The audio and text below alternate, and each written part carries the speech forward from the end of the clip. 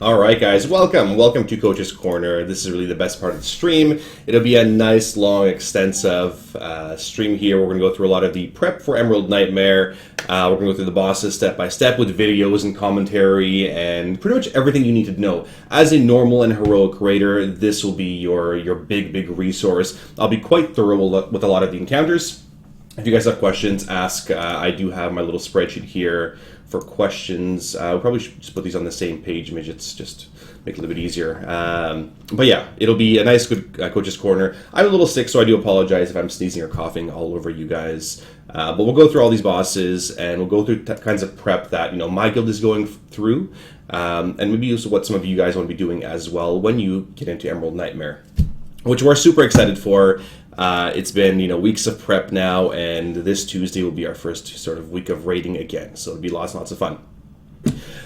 So, with Emerald Nightmare coming up, part of it is personal prep, right? The very basic stuff, going into raiding, getting enchants, foods, flasks, that kind of stuff set up. So as raiders, you guys have tons of resources out there. You have streams like this one, there's Wowhead, there's Icy Veins, MMO Champ, there's plenty of resources out there for you guys to use.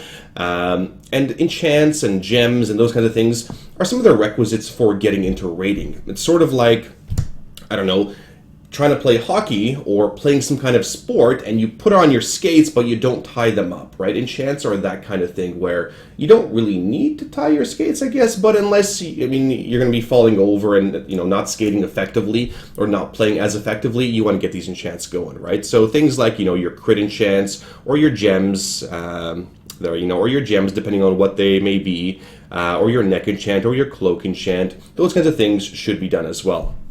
Going into raiding, of course, depending on what your guild has set up, you may want to look at your flasks, potions, foods, all that fun stuff. You should sort of know which foods you want to do as well.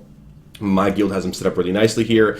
We have health pots ready to go, we have flasks ready to go, mana potions, DPS potions, all that fun stuff. For our int users, for our agility users, for our strength, we're still sort of finishing things up before going to raiding. And of course we have lots of food ready to go, like the best kind of foods that we would want in a raid setting. So we have the 375 crits, and the masteries, and the haste, and the Drogbar style salmon, as well as versatility food we're still working on as well with other materials and enchants. Pretty much everything is ready to go for raiding for the entire tier. We've spent a lot of gold getting our raiders prepped.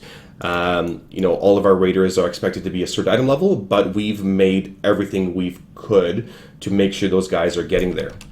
So myself, for instance, we've been doing mythic dungeons, we've set up different groups, we've had 10 different groups of raiders and friends of the guild and casual players, sort of all combined together in 10 5-man groups, trying to get as much gear as possible going to the raid to save us a lot of headache and gold. So things like this, right? This crit mastery belt I got was a Mythic Warforged belt, or these gloves, which are, again, Mythic Warforged gloves with a socket, or this one here, which was Crit Mastery Leech. Those are things I don't have to craft. And everything else has been crafted and fully upgraded by Obliterum. So crafted gear is great, right? It's a great alternative to getting geared up, and it's going to be expanded upon in future patches. Obliterum is what you use to continue upgrading those pieces up to 850. And later on, those crafted pieces will be upgraded even more, so you may not want to just destroy them once you replace them with Emerald Nightmare gear.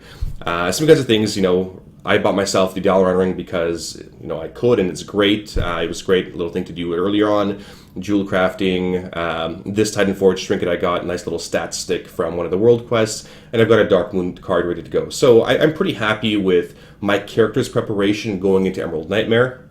Beyond that, foods, flasks, potions, make sure that's there. But not everybody has that gold to spend going into those things. Here's a great little easy obliterate add-on that Midgets has linked. So that's easy to obliterate stuff if you're crafting things. Some things are easier to obliterate than others. So health potions, for instance, obliterate those into ash, and the ash you turn into Obliterum. Scales, tailoring things that are really easy to get. I wouldn't generally obliterate plate things because the ore sucks to get. Like it's a pain in the bum to get any of that kind of stuff. So yeah, Ferocity here spent 40 hours total making sure my guild had pots and stuff. that's incredible, right? You know, when we as raid leads go into the raid and our guilds are wiping because for whatever reason, right? Our characters aren't geared enough, or they don't have flasks or potions, or they don't know the strats. Well, who's the failure on? Is the failure on your raiders, or is the failure on you as leaders because you didn't do everything in your power to make sure that your guys are ready to go, right? Part of running a successful guild is making sure everybody has the tools to succeed, and I'm very happy with how my leadership has prepped the guild in terms of all the crafted gear is there. Everybody's sitting at 852 stuff. We have mythic things set up. Everything's prepped. And now the last bit of prep is every single one of my raiders is being talked to by one of my officers. And it's a long, extensive chat. And we're going through every single encounter. We're making sure everybody's on the same page in terms of strats and expectations and prep and all that other fun stuff. So, when it comes down to Emerald Nightmare, it'll just come down to execution. You know what you're supposed to do. You've done the testing. You know, we did all beta testing in the past. We have the gear. Let's just execute and just go from there. So I'm pretty happy with, you know, how those guys are doing. And like Ferocity, you know, you do as much as you can to make sure your guilds are going to be successful going into the raid.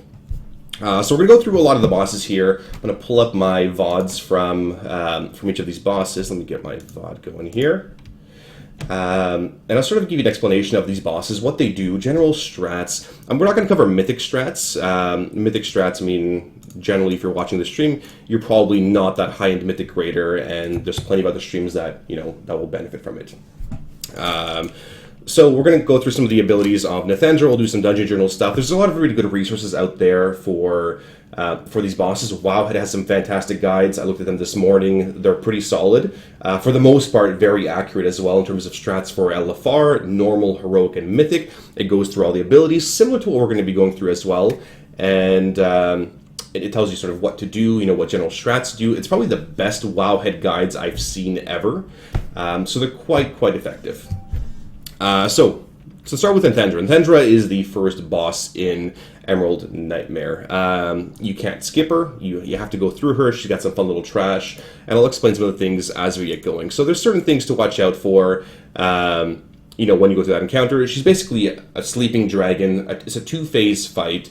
Fairly simple. And any kind of boss that you guys do, if you can isolate the mechanics, you make it a really simple fight. So the simplest fight for any player out there is a training dummy, right? It's a patchwork-style DPS encounter.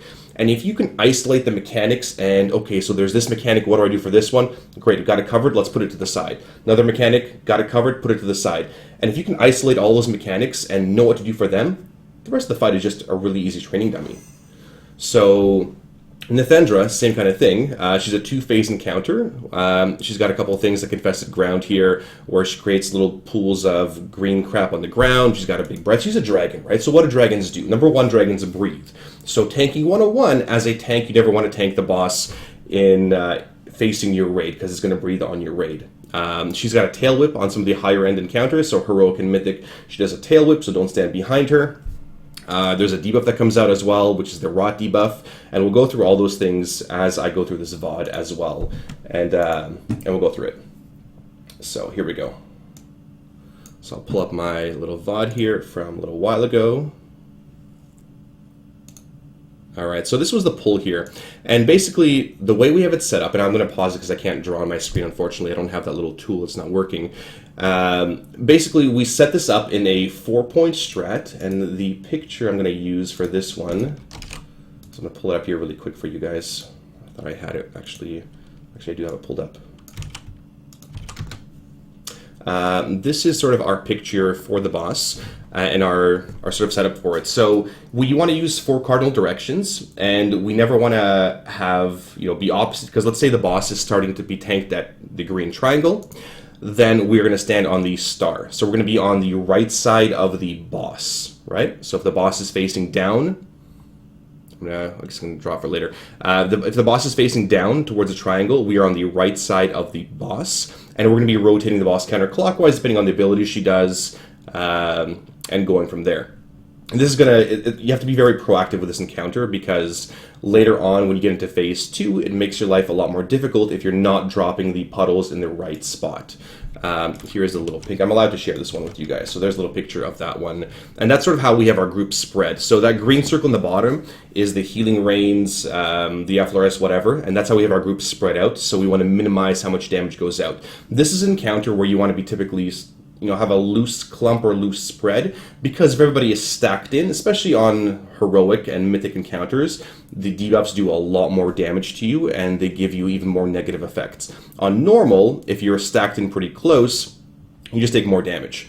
On heroic, you actually get a dot on you, and that dot lasts the entire first phase. So we'll go through this encounter. These are all my normal VODs right now that I've gone through, so there'll be some slight changes from normal to heroic, but I'll explain things as they happen, and you guys can sort of follow along as well.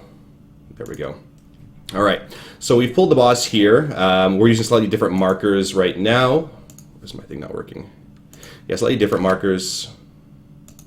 But the boss, the boss is being tanked there by Deadman Towley and Psycho, two of our tanks. You can see us sort of in a loose clump, a fairly tight clump, really. And there's a timer going off right now. You can see on the left side of the screen, there's the rot timer.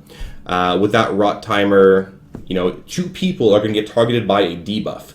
That debuff is something you need to run out right away. So if you have this on you, get the hell out of the raid as quick as possible. So you'll see the next one, it's going to spawn on, there's a Volatile Rot on Towley, and Braindead and Panzer. You see 2 of our melee get it. They're actually going to the opposite side. And on the right side of my screen right now, that's where we're dropping those debuffs off. Okay, so one of my melee there, Braindead, he actually messed up the mechanic and he dropped that green puddle next to us. Here comes the breath, and this is where we're going to start shifting the raid over. So now we're using the next cardinal point. The tank is next point over, and we're going to be dropping off any rots behind us. So that one's on Rouleau and Cariuto. It keeps pulsating damage, and once the debuff expires, that's where it drops off the green debuff. They're DPSing away here, and they go back into their group and do a loose clump there. Panzer and Zorani get it this time. So the melee are actually going to run it to somewhat of the opposite side, and you'll see what happens. I mean, you can run it to the same side, just be very careful later on, and you'll see what happens. There's another breath. And during this breath phase, it's super important that you guys are pretty close together, because if somebody is ahead, that breath is targeted on anybody in the raid.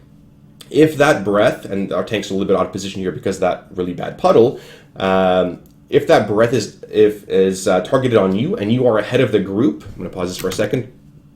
If the breath is on you and you are ahead of the group, well then the dragon breathes and everybody else has to run through that breath, essentially taking more damage. So it's really important to be in a fairly close group together.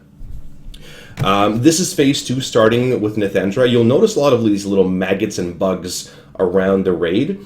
In this phase of the encounter, she doesn't really do anything. She just stands there, little bugs explode. So number 1, you'll dodge bugs, and you'll see how when they grow, they explode. And those green puddles that you dropped off in the raid, they actually go back to Nythendra and get reabsorbed. So you'll see what happens here in a second. See those big bugs? They grow, and then they explode. So it's your job as a raider to be situationally aware. You see one spawn next to me there, I move away from it. You're moving away, this is a good DPS phase. And those green puddles, you can sort of see them coming into the boss. Depending on where you place them, you may or may not have room to move. So if you place all of them on one side, which is what we did, or for the most part, then an entire side of the room is completely free for you. It makes it a lot easier.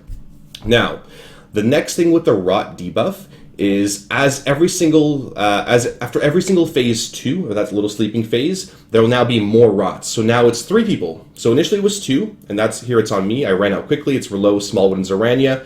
You can see here it's fading on me. It does damage to me, pulses, and I run back into the group. And Rouleau there is to my left. He does the exact same thing. There's more rots on Ariana and Vic. So they're running off to the opposite side. So one goes behind us. We're trying to drop these off to a safe spot where it gets pulled in. So the more people that get rots, and the closer you are, the more damage is going to happen. So you see how we're all stacked in pretty close here, and there's a breath, and we start shifting over. That was actually a really good stampede by one of our druids.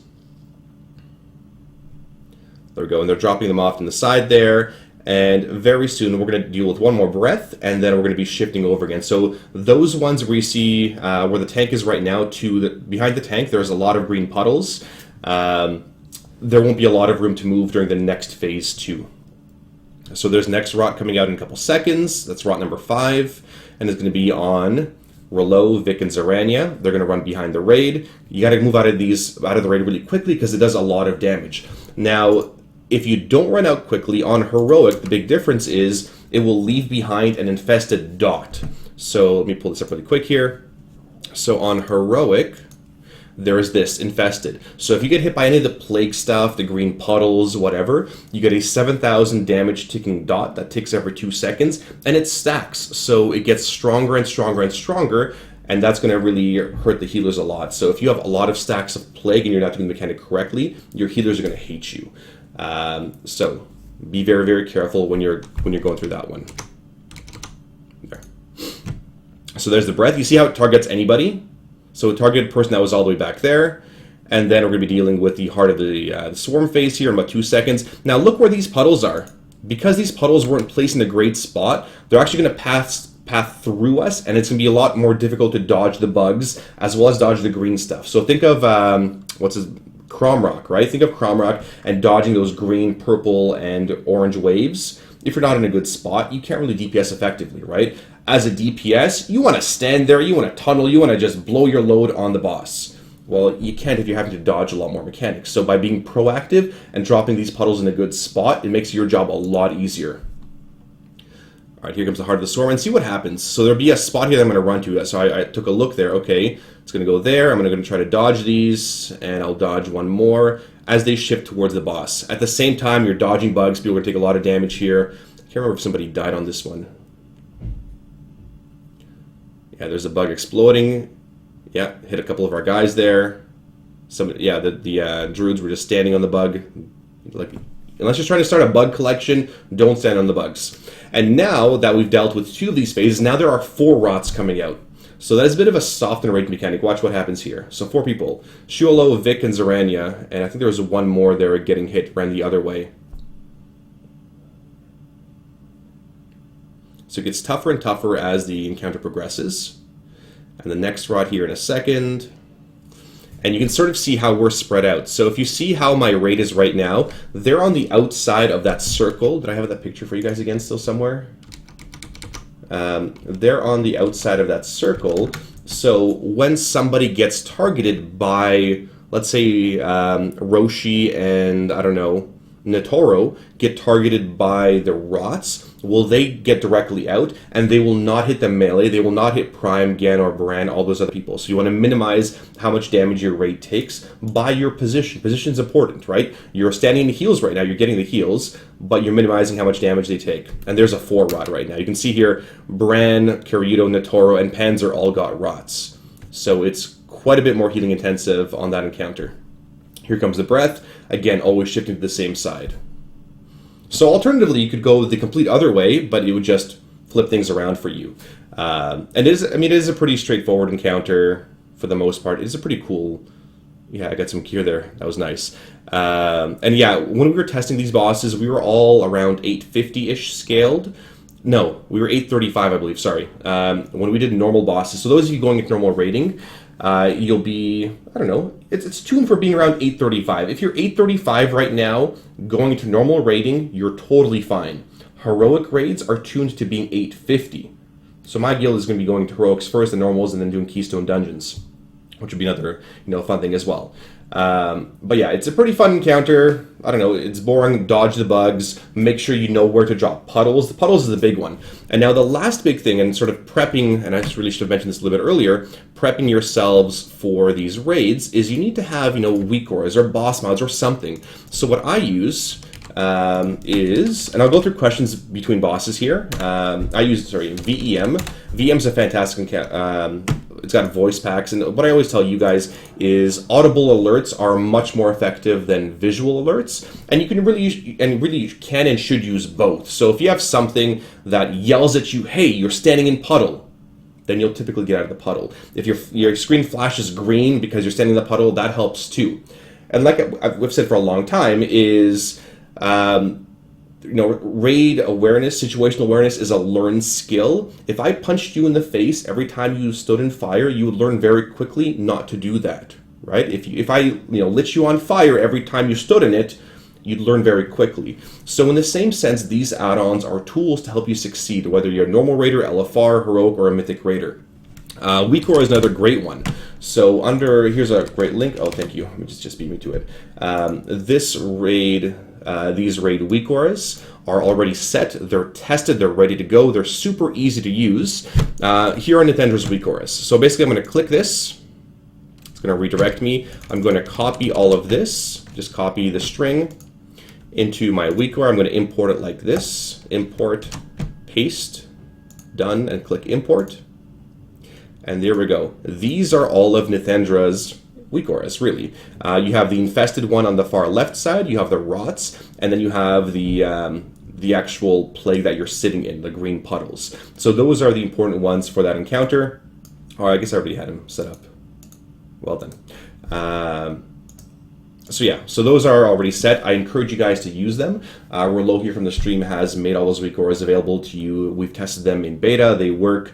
The one caveat is do not accept WeakAuras from any players you don't trust or you don't know, from random Joe Schmo on trade chat or whoever is trying to give you a WeakAura. If you don't don't trust them, do not accept those WeakAuras. Just cancel it because they can be quite malicious at times. But again, these WeakAuras are super helpful. Okay, questions regarding that encounter. I meet 40, which is recommended item level for normal. 835. You can't do this strat anymore from them changing the rot ticking from 1 second to 0.5 seconds. So you'll do more of a spread. So JVC TV says, you can't really do this sort of closer strat, them changing directions. I have to take a look at the last ones. What is it ticking now? Every 3 seconds for 9 seconds. Are you sure they changed that? 1 second, let me close this to 0.5 seconds. Because right now, Rot on Heroic is taking every 3 seconds for 9 seconds for that debuff. So I'm not sure about that. How come I don't Holy Light very often? I use mostly Flash of Light because we're not really having mana issues and it's not as effective. Okay, on to other people's questions otherwise, like later on if they're not Emerald Nightmare related. But yeah, let me know. Let me know if there's any boss questions as we go through these bosses. Okay, perfect.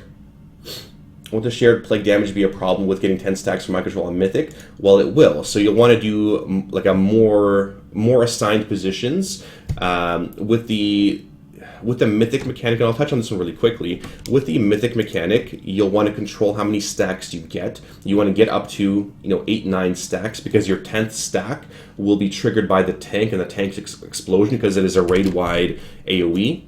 So when the tank gets their explosion, where is it? So when the tank gets their explosion here and detonates on the entire raid and gives them a stack of rot, or the volatile rot, whatever, then they'll get mind controlled, and that's when you trigger your MCs. You don't want to get mind controlled when you're really far away from the raid. For the Emerald bosses, which one did I find the hardest? The Druid boss. I think most guilds will have a lot of difficulties with the Druid boss because of the complexity of that encounter. But yeah, thanks for the subs. Okay, which encounter do you guys want to do next? So the next choice is when you kill Nythendra, you have a choice of which of the 4 bosses you guys want to do next. You have Il'gynoth, the Heart of Corruption. You have Renferal, which is the Druid boss here. Ursoc, or Dragons of Nightmare. Stream, you guys can decide which one you'd like to go through next. And then Cenarius and Xavius are the last 2. You have to do those ones in order, but you can complete these ones in any order you'd like. Whatever your guild prefers, whatever they're strong with. If they're really strong on DPS, Ursoc's the easier one as well. All right, let's do Ursoc, sure. So Ursoc is a really simple encounter, probably one of the simpler ones, especially on normal. Think of Ursoc like Butcher. It's almost exactly like Butcher with a few little tweaks like that. So I'm not going to go through my Mythic strats, Pain Train, and what we're doing that. So yeah, it's sort of like Firelands. You can sort of choose which one you want to go to. Like in Firelands, you could choose the steering boss or Beth Talak or a list resort or whatever. Anyway, so you can choose, and then the last 2 bosses you have to do in order. So yeah, it's pretty much the exact same sort of gating situation. So it has a couple different strats, sorry, not strats, but abilities. One of the more important ones is the charge and how you position yourselves for the charge. Let me pull up a couple diagrams here for you guys and how we position ourselves for Ursoc's charge. And of course, I'll link you guys these little pictures. Again, Wowhead has a bunch of really good ones. This is our heroic positioning, and I'll talk about normal and heroic. Basically, what happens is you want to sort of position your raid in a flying V formation, if you guys remember Mighty Ducks. In a Mighty Ducks position like this, where the boss is initially tanked at that blue marker. One set of group is going to be, let's say, the orange marker, and one set of groups will be the star marker, and one group gets charged at a time because of the debuff. So what happens is Ursoc will fixate one player. That player will get charged. Okay, if you are fixated, you need to run as far back as you can. When you get hit, here it does 3 million damage to the target. Sorry, let's go back to smaller difficulties here. There. So Trampling Slam does 1 million damage to you, and the further you are away, the less damage it does to you. Barreling Impact, does also the damage through players, but is 1.5 million, but that damage is reduced by the amount of players that get run over by Ursoc.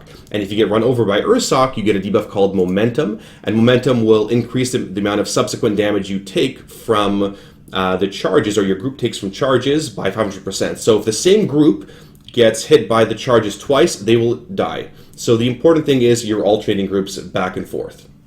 Yeah, Butcher was a good gear test. Ursoc will be much of the same. That's pretty much it for Ursoc. Like, it's basically left side, right side, left side, right side. If, let's say, you're standing on the left side and the right side group gets targeted, awesome, you don't have to do anything. Then right side group gets charged, next time it'll be left side group. And just make sure you don't have the momentum debuff when you get hit. So you should be shifting on either left or right legs and pretty far back on it. All right, so the other one is the Roaring Cacophony, however you pronounce that. It's basically raid-wide damage, and you don't want to be really far away because this is within 25 yards. So it does 3.5 million damage spread evenly between all players. The more players that are alive, the less damage you take. This is a great ability to use your Devotion Auras on, things like that. And then he does an Echoing Discord as well, where the more of these roars he does, the stronger the more they start hitting. So a bit of a soft enrage there, and then his hard enrage is at 5 minutes, and a frenzy at 30%. So at 30%, like Butcher, he attacks a lot faster, does more damage, that kind of stuff. That's typically when you may want to use Heroism for the tanks, for the DPS, as well as the healers. So we'll go through that encounter really quick here. Let me pull this off. That's our little picture for you guys. There you go. There you go there.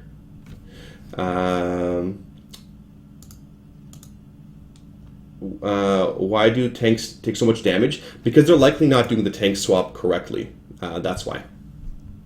All right, so we'll go through that one. Let me pull it up here. Twitch. There we go. And this one was at Ursoc 105. Gordon, thanks for subbing. Thanks a ton. All right, Corton. Sorry, you distracted me, Gordon. So we're going to go at Ursoc, which was 105. Right around here. Now, what we do so what happens on Heroic is, so normal is, the base sort of mechanics. On Heroic, more mechanics are added, on Mythic even more, and it's always more and more damage. On Heroic, there'll be an image of Ursoc. Spawning there'll be a big puddle you can't stand in, so the boss has to be dragged. So like in this picture here, oh, wrong picture.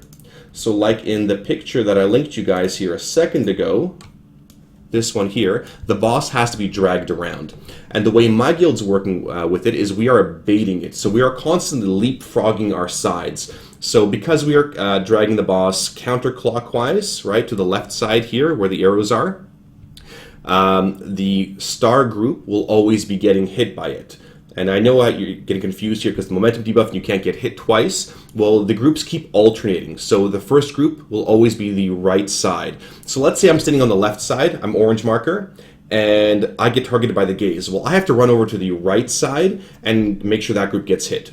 And then the groups are going to switch sides. So you'll see sort of what happens here. I can't remember how we did it on this one. Let's go through it in 1 second. So we had our 2 groups set up. We're going to pull Ursoc to the wall. And yeah, this is on normal. I don't think we have a heroic. We might have a heroic video. We'll see. All right, give it a sec here. Sparty's talking away.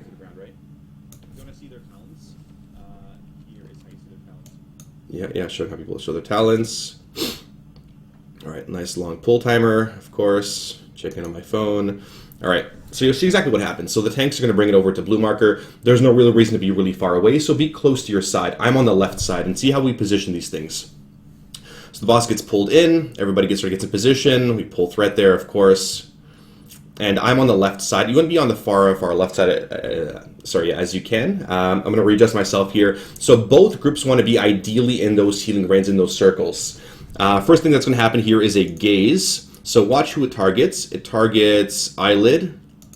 So this was the normal strat. This was not the heroic strat. So Eyelid runs as far as he can back. You'll see on the minimap in the far right side that he runs really, really far back. It's going to charge through my group, knocks me back, and he goes right back to his spot. So at that point, we're going to readjust. Drop my lights hammer on that boss here, and we're all stacking on the same spots. You can see in the middle of my screen I have the momentum debuff where it says don't soak, so I can't get hit a second time. It's really important that you watch the positioning of your raid here. The Roaring Cacophony is that big raid-wide damage. There. It gets stronger and stronger as it goes on. So the next gaze about to happen here. It targets me. Okay, so targeting me, but I can't get charged through, so I have to go to the opposite side. There, and so the right side group got hit. And now, you just have to be aware, like if you get targeted, you won't get a new debuff stack, right? It's through the people that it passes through. So, again, that's probably the worst potential scenario right there, where my group gets targeted and then I have to run all the way across. So make sure you save your speed burst for when you have that gaze on you, and always assume it's going to target you, right? Don't waste your speed of lights, your divine steeds, your sprints on something else. When you get targeted, that's when you should use it. So again, it's a pretty simple encounter here. Pretty much tank and spank, just going right through it. There's the Roaring Cacophony again. So you're nice and close, making sure people are on their right legs, left and right legs.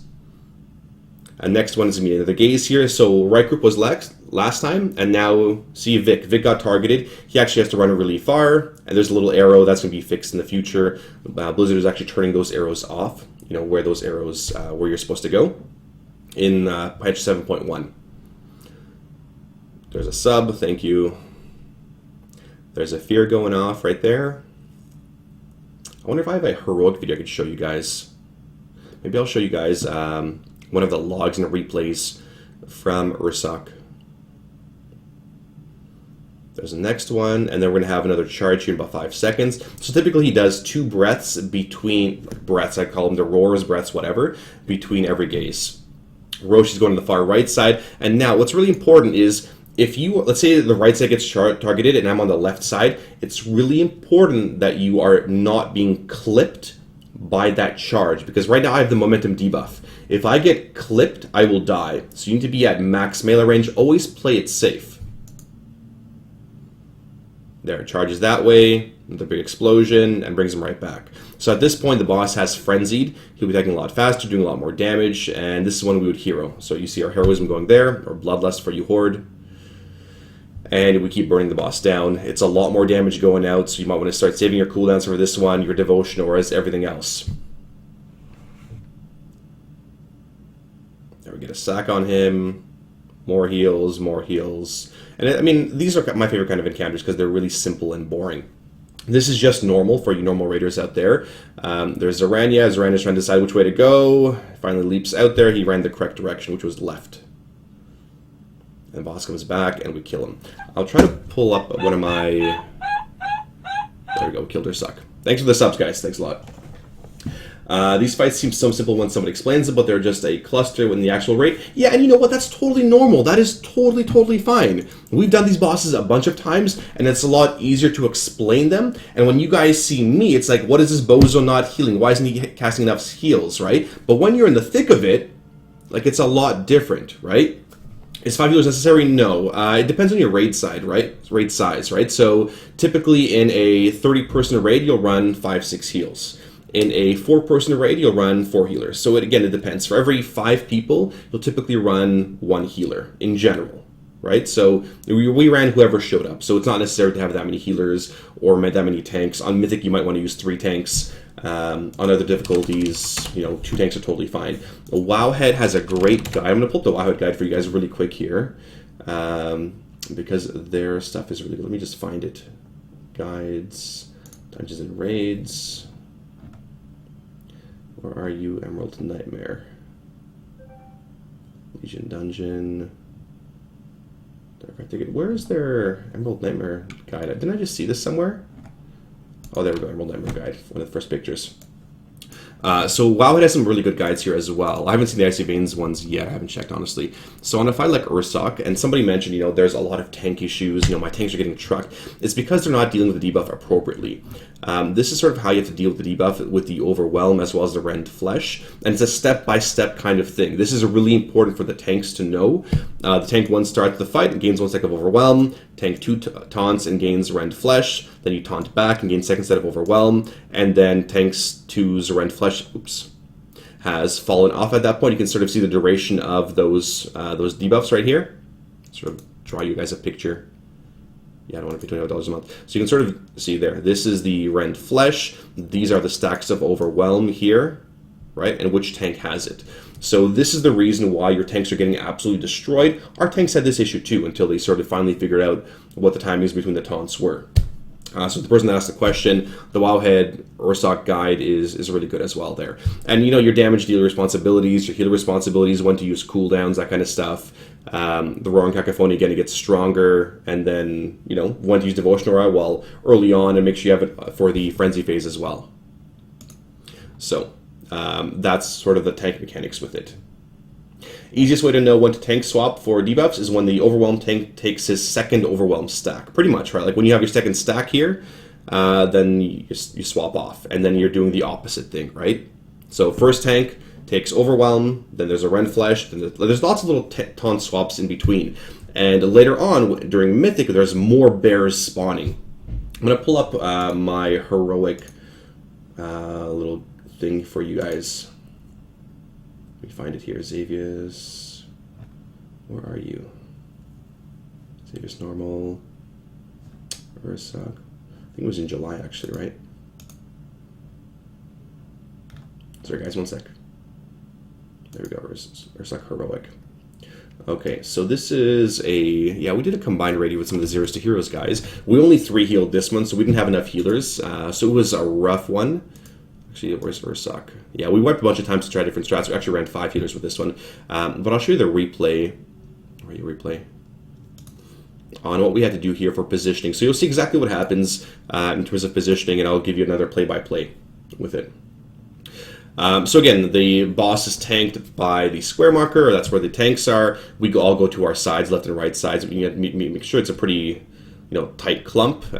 You'll deal with the gaze first. Or he'll going to get knocked back in a second here. First gaze about to happen. He runs off to the far side. So he ran to the left side there, and the left side got charged. And we did it both ways here, so we were cutting the boss both ways. And now the boss is actually going to so we all clump in together for the heals because he does this big roar. He's not going to charge, so there's no reason to be, spread out again, stacking for heals. And then we start dragging the boss clockwise. So we started moving him around and around and around because of these big circles that spawn. So when I pulled up, this picture for you guys here, it's opposite. So we tried both counterclockwise and clockwise dragging the boss around because these big circles will spawn under the boss. And you have to keep moving him around because they will just take up the entire, like a big section of the raid. So really important to do that. And yeah, this is a really cool feature of Warcraft logs. I've got a couple of Coach's Corner videos on Warcraft logs and really how to analyze them, how to look at the replays, what people are doing. You can see the debuffs as well on people, right? These guys have momentum. This guy has Overwhelm. Dead Man has Rend Flesh. So you can sort of see them. These are the Nightmare images. These are the big things that are spawning from the bear, and they will do additional roars. So you can see here Nightmare image number 3. We have to move the boss again because these circles are massive. Like, they're massive, massive circles. Anyway, that is much of Ursoc. Did anybody have any Ursoc questions? Yeah, ask me Paladin questions later on, guys. Any other things for what town build I'm using? Just armor me. Let me take a look at the Coach's Corner thing here. How do you manage what side gets charged? So it's random. So if you have them, again, it's pretty much random who gets hit. You just have to know that the alternate side needs to get hit. So I'll draw you a diagram here. This is to Ryan Faz here. So let's say the boss is at blue, right? And you've got your sides here. If I'm at green and he charges me, like let's say the very first fixate comes on me, I'm going to run back as far as I can. Right? As far as I can, he charges through the raid, we collapse back in. Because then he's going to do 2 big roars, and then the next group. So basically everybody in green group now has the momentum debuff, this thing right here. And if we get hit by another charge, we're going to die. So you can see in some of our logs, some of our guys died early because they were just getting clipped by the boss. Now, what happens after 2 roars is he does another fixate. You know, he might fixate me, for all I know. I mean, you never know. If he does fixate me, well, I have to realize I can't run through the same group again. I then have to run to the purple side group. And now he has to charge through purple. And now purple side will have the debuff. But green group's debuff will fall off. So you have to alternate it and know sort of what to do there. How is it targeted? Well, it is one of those random things. You just have to know what to do for those ones. Good afternoon, Grapes. Hi. What order should the bosses be done? They can be done in pretty much any order. Nythendra has to be done at the first because you can't get through the other bosses. But then it's ultimately up to you. Ursoc, definitely one of the easier bosses. Illigoth, you know, generally easier too, depending on how your DPS is split. The Druid boss can be a little more complicated. Dragons, I think, are pretty easy as well. I think most guilds will have a lot of difficulty with Renferal here for a number of the different mechanics here. Wouldn't that mean you get 2 debuffs? No, because if you get... Good question, Lita. Because if you get fixated, you do not actually get a debuff. So that's what happened in my video here. Central paste bin. That's what happened in my video, if I can find it here, where I got targeted by that debuff. Let's go back here a couple seconds.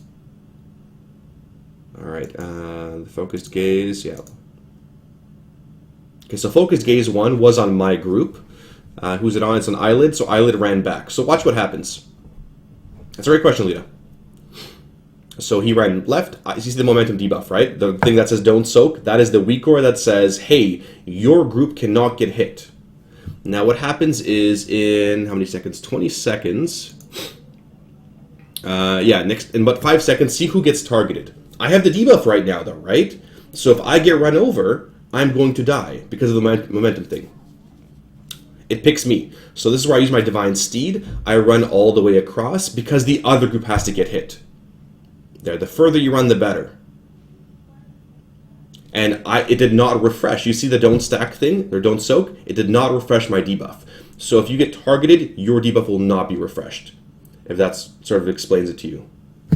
Okay, I have no debuff right now, but it's going to be on the left side anyway because the right side group does have the debuff, the momentum debuff. And yeah, like Doctor says here, you need to run as far as you can to keep the damage low. And there's a couple of those charges. So what happens again is focused gaze is he gazes on somebody, he focuses on you. You can't bubble it, you know, that kind of stuff. He does trampling slam, which basically will kill you if you don't move. You want to run really far away. The further you are away from him when he charges, so the longer the distance, the less damage you take. And the more people that are getting charged through, the less damage they take. So if there's only one person going to get run over, well, they'll take 1.5 million damage, and you'll take the 1 million from Trampling Slam. But if there's 10 people, well, they'll take 150,000, 200,000 damage because it's split between all those guys. And then again, of course, there are weak auras for Ursoc. Do I have mine enabled here? I don't. So I'm going to pull up my WeakAuras, which are right here. And that's the thing that Midge just linked for you guys. I'll look at Ursoc. I'll click here. In my WeakAuras, I'm going to copy. I'm going to import. And those are my WeakAuras for him. The first two are for the tanks. The next one is for the fixate. Hey, there's a fixate on you. The purple one with little skulls, that's the split damage, the big roar he does. And the red circle, red swirl is the, hey, you cannot soak. You cannot get hit by it or you will die. It's super important. So hopefully that answers your questions. Should you save Bloodlust Heroism on Ursoc for the Berserk, or use it on pull for max DPS? We've been using it, and our strat is based on using it at the 30% marker, because you should gain the full benefit of it, because of the 40-second Heroism, you should gain the full benefit, plus it helps your tanks, healers, and of course your DPS as well. Should the bear be charging on the side of the pools that are spawning, or where it's empty? So the way we do it, it's a great question, that's for Heroic, again, Heroic and Mythic. For Heroic, let's say, you know, this is our initial spawn, right? So I'm over here by green. What we want to do is, let's say the first charge happens. We always want the charges to happen on the purple side. So I'll give you an example of how it works step by step on Heroic. So the tank is tanking by blue. And let's say I'm standing right here where I'm supposed to be on the left group, but he fixates me. Okay, so because of our strat, we always want to bait them to the right side. We're going to run over here. The right side group will get charged, so they can get passed through here, and then we're going to collapse in right to here for the heals, to the red marker. We get healed up, he does a couple of his roars, and then we're going to start shifting the boss this way. So now the boss will be like this, sort of like this. Oops, sorry, one sec. The boss will be here, like that, right? So now the boss is being shifted away because there's a big purple circle here, and we have to keep moving him away. Okay, well, the purple group got momentum last time. Well, now they're actually going to be switched. So purple group will be here, and green group will be here. But the right side group always has to get hit by that charge. And then it happens again, so, you know, the charge happens. I'm on that, you know, that side group. We get charged here, now we have the debuff, and we collapse back in for heals, for his double roars. And that big pool that spawned also does an additional roar. And then he spawns another big puddle, and we're going to start shifting it over again, and we're going to go like this, and then it'll be purple, or green and purple again. So now purple group will get hit again. So we bait it, so always the right side group gets hit. Make it really easy that way. So I hope that should answer your question. So what we do for Heroic. General questions, Ursoc. So the person being fixated can wipe an entire side if they mess up? Yes. That's correct audio. And, I mean, guilds are going to have to learn, right? Like, well, with Iskar, right? If one person makes a mistake, you're going to wipe, right? That's sort of Mythic Heroic encounters. With this one, though, well, think about how much damage you're taking on normal. So for you normal raiders out there. So momentum, how much damage is it going to do here? Barreling impact, 1.5 million. And the momentum is still 100%. I have a feeling this is going to get reduced at some point. Yeah, I have a feeling it's going to get reduced. We'll see. I mean, it might not kill you if you have enough gear on normal, 100%, 5 times. Yeah, I don't know. We'll see. It may kill you, it may not. I think it will kill you if you get targeted by or get hit by the wrong thing, but you'll learn very quickly, and that's fine. It's okay to wipe. Can you bubble the charge and mitigate it? I don't believe you can. You could like take less damage, yes. I could, the trampling slam here and the barreling impact, I could bubble it to reduce the damage, but not to remove the debuff itself, so the focused gaze. Yeah, hail reload for those WeakAuras, I know, exactly. Can you go through the tank mechanic again, and does it change in Heroic or Mythic? On Heroic, it stays pretty much the same. On Mythic, I believe it is the same, but there are more bears. I don't really want to get to the Mythic style of things, not because we have super secret strats, but because it doesn't apply to a majority of the viewers. And I'm sure a lot of them would learn, but again, though, the best guide, or the best picture for this would be, let me pull this, close this down for a bit here, would be the Wowhead guide.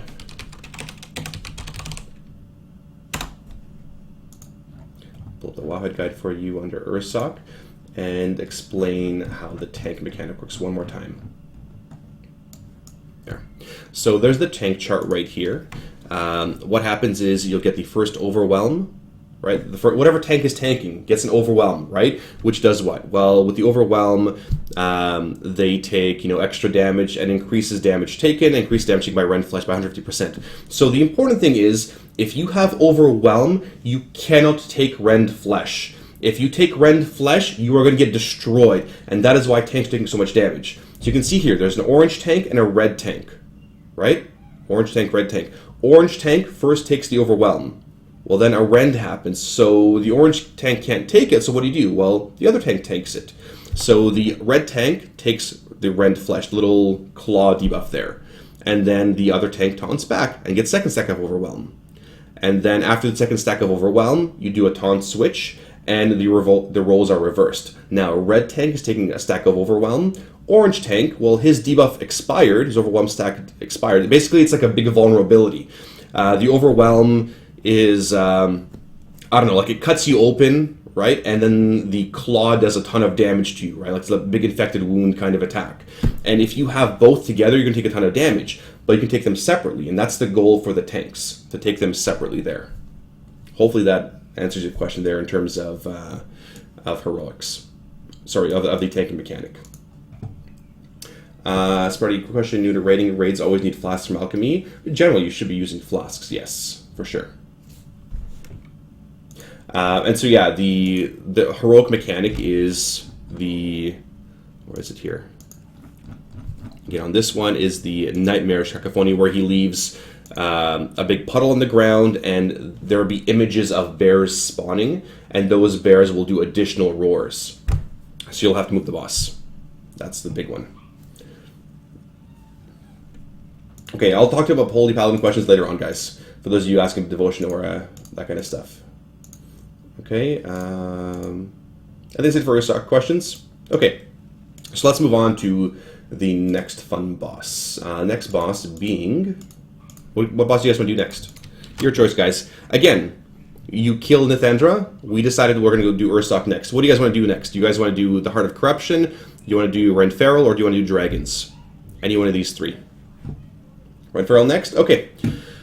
Alright, lose a lot of look. We'll do Renferal. So Renferal is, I think, one of the tougher encounters because of the complexity of what happens. Basically, there is a spider form and there is a bird form. During the spider form, there's spiders and spider-esque abilities. There's a web of pain. There's a big, like a feeding time ambush where you guys sort of remember Bethelak, sort of similar to that. The spider jumps up in the air somewhere and leaps down on a raid member, doing raid-wide damage. There's, a venom debuff, or multiple people will get hit by a venom. If you guys remember the first boss, right, Rots, where it pulsates damage, very similar kind of thing, where when it starts expiring, it'll start dropping puddles on the ground. And it's up to you as raiders to drop those puddles in a good and intelligent spot.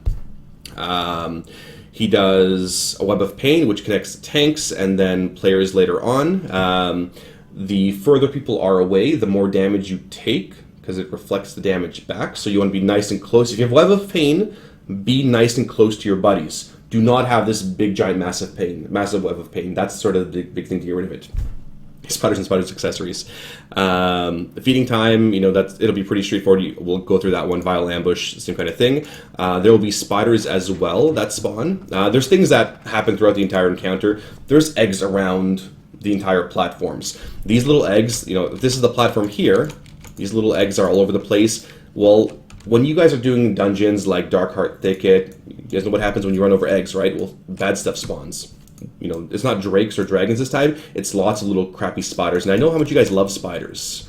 This stream, I know how much you guys love spiders. And there's lots and lots of spiders for you guys. There's just a ton. So if you don't like spiders, then don't run over the eggs. It's that simple. It is super avoidable. If you get lots of little extra spiders, probably somebody ran over some spider eggs and pissed off some spiders. Anyway, and there's little skittering spiderlings as well. And on the higher difficulties, basically, they do a ton of damage.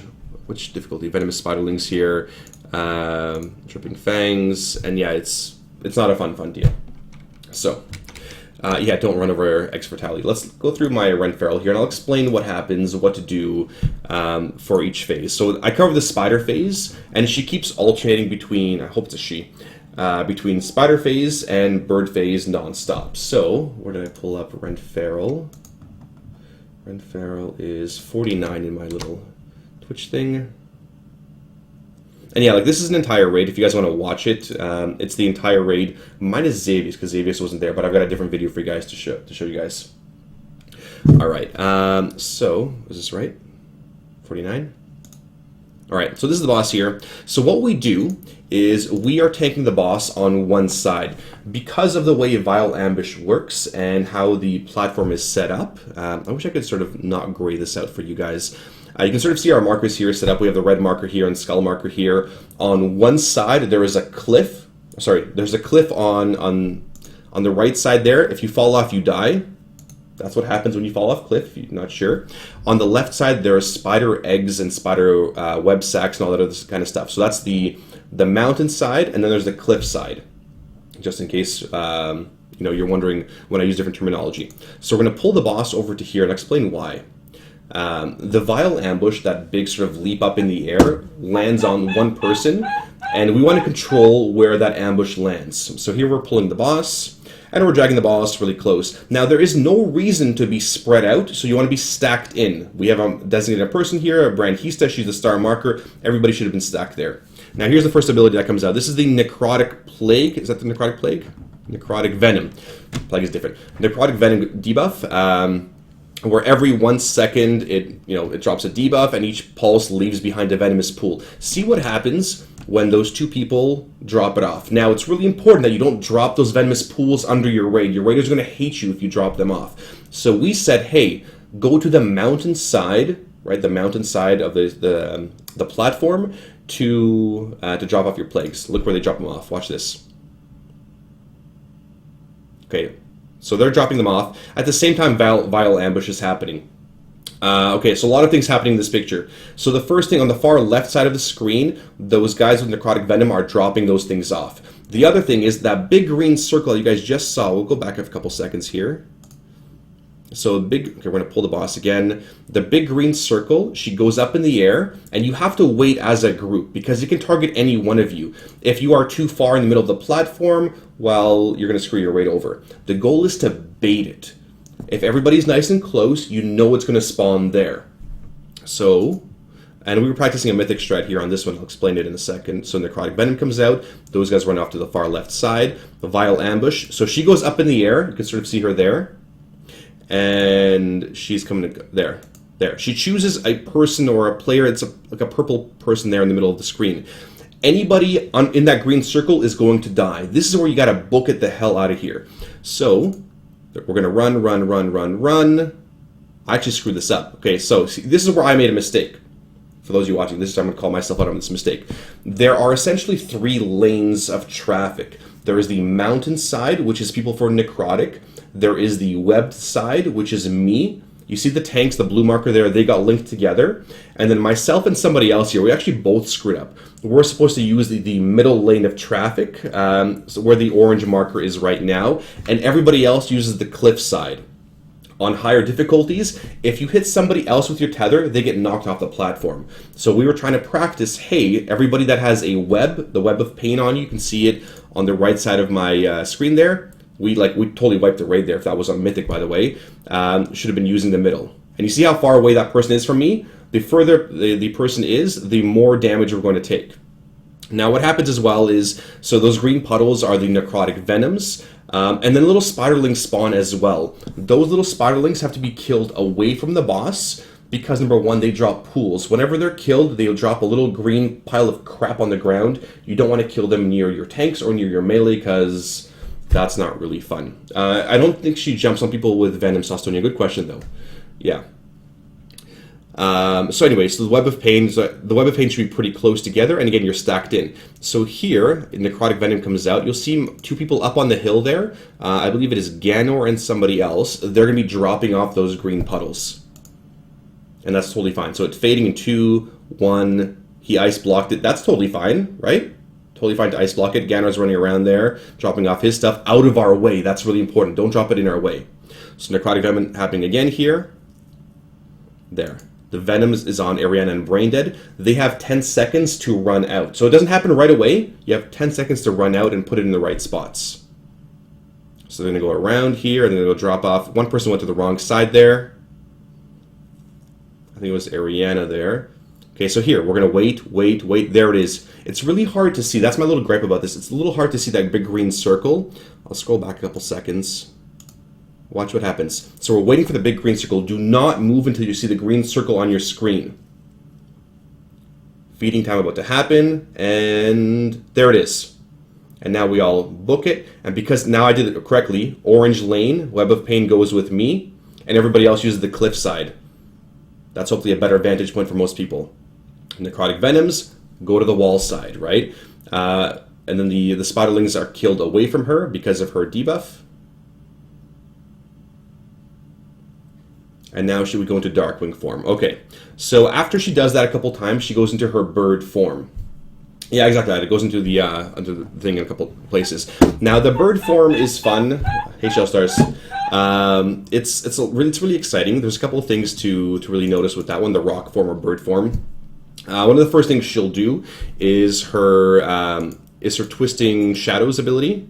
So she's going to cast Twisting Shadows on somebody, and when Twisting Shadows are on you, you can actually go clean up, like you're basically a vacuum, and you go clean up those green pools. You don't really have to do it. You can make it a little bit easier, but the important thing is after X amount of seconds, when the debuff expires, you spawn a tornado that sort of moves around. So you want to drop off these tornadoes in a good spot, again, being proactive. And you'll see what happens, when Twisting Shadows happens in 2, 1, and there, it targeted those guys. Those guys are running off to the left side. You see how they clean up those pools? And that's really as far as they really want to get. No further than that is necessary. And then they're going to spawn a tornado in that spawn point on the far left side there. Gathering Clouds' next ability she'll cast.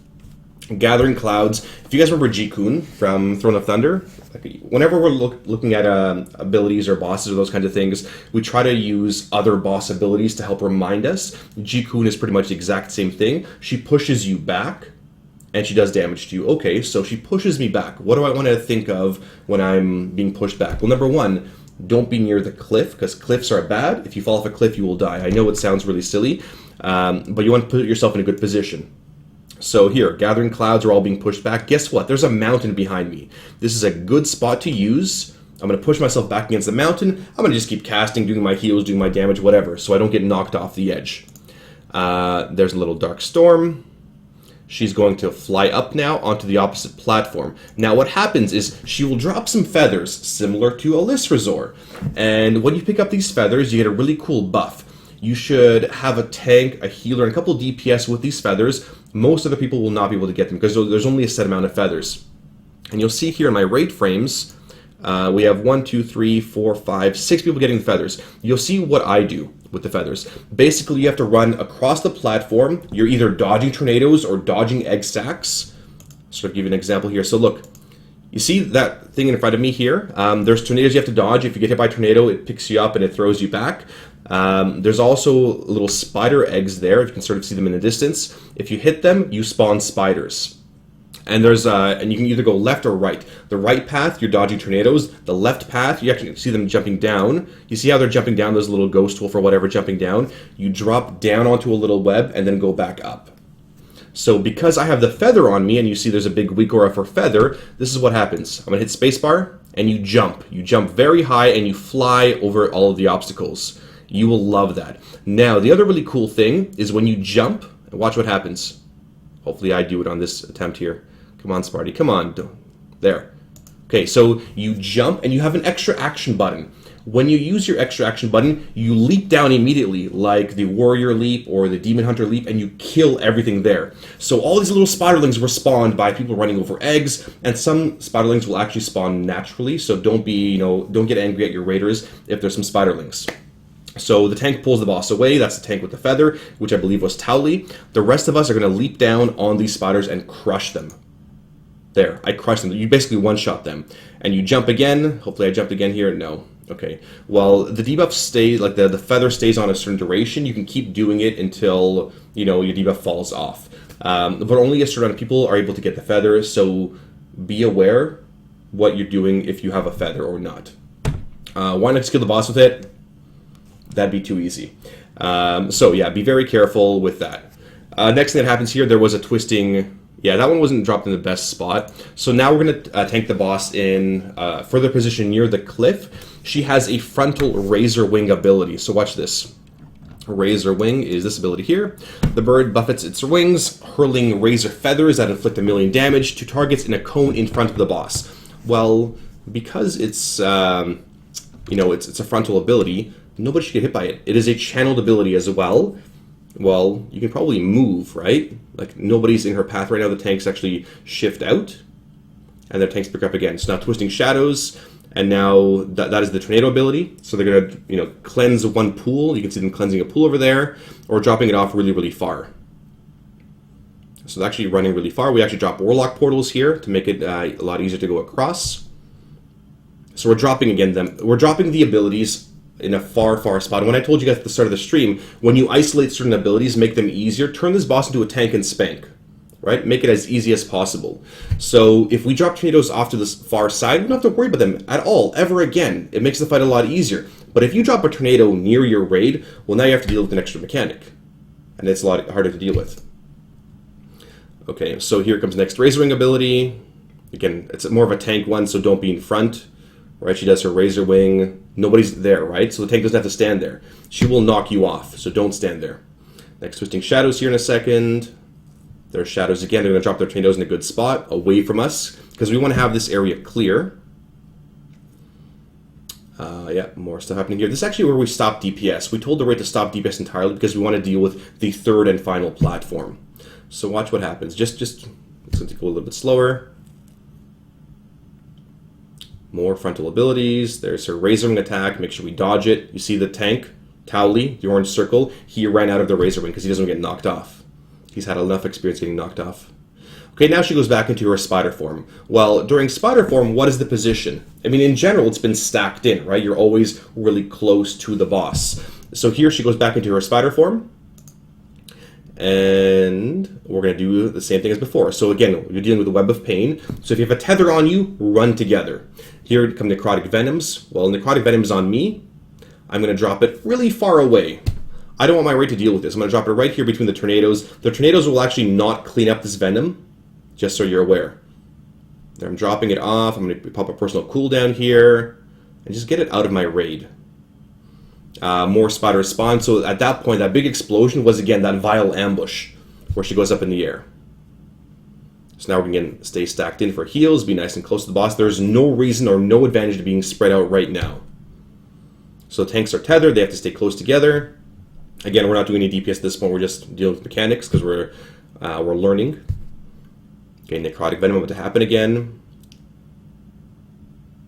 There they go. They're going to go on the that side of the tornado side. That's where we're dropping all our crap off. And we're going to deal with the feeding time again. So watch this. When she comes up in the air, we're waiting. We're waiting as a group, right? It's going to target one of us. If you are stacked in together, you make it a lot easier to bait it. And you know exactly where it's going to land. If you know where things are going to land, it makes those mechanics a lot easier. Watch. Green circle, get the hell out of there. Now, again, we have lanes, different lanes. So we have the bad lane, we have a safe lane to run. If we have tethers, you can see Towley and Deadman running their tethers on one side of the room, and then the rest of the raid is on the other side. You can't mix those up, and you shouldn't on higher difficulties. There, and that was correctly done for the most part. Now the spiders come down, tank the spiders away from the boss. There's Venoms coming out again. Because it's the last set of Venoms, it doesn't really matter where you drop them off. So again, we're going to be dealing with a feather phase here. We're going to deal with the next platform. And this is a fairly long encounter too. Like, again, most guilds can probably kill this in 2 platforms. Because we were practicing for Mythic and some of the Mythic mechanics or Mythic style mechanics and positioning, we wanted to just extend the duration of that fight. Yeah, just the same thing over and over, right? Exactly. So again, what's going to happen here? Well, the Gathering Cloud is going to push you back. Well, where do you want to position yourself? Ideally not near a cliff. Panzer nearly got knocked off there, and Oh, never mind. There's a web there. Okay, so there's the feather. So somebody asked about a feather. Those are the little feathers that spawn. There's a limited amount of them. You'll see me go up closer, and I've got my little wings, and I glide down. And now it's really important that you don't kill the spiders in that path. So you can see, let me just go back for a second here. As you can see me jumping nonstop. I'm jumping and I'm leaping down. You can just keep reusing it until your debuff falls off. There, and I could try killing the boss for somebody that wanted to know. Don't kill the spiders on the entryway to the bridge, because everybody has to path through that bridge, and then it's not fun. You take a lot of damage. So, yeah, don't look at damage meters. None of that's relevant. It's not important.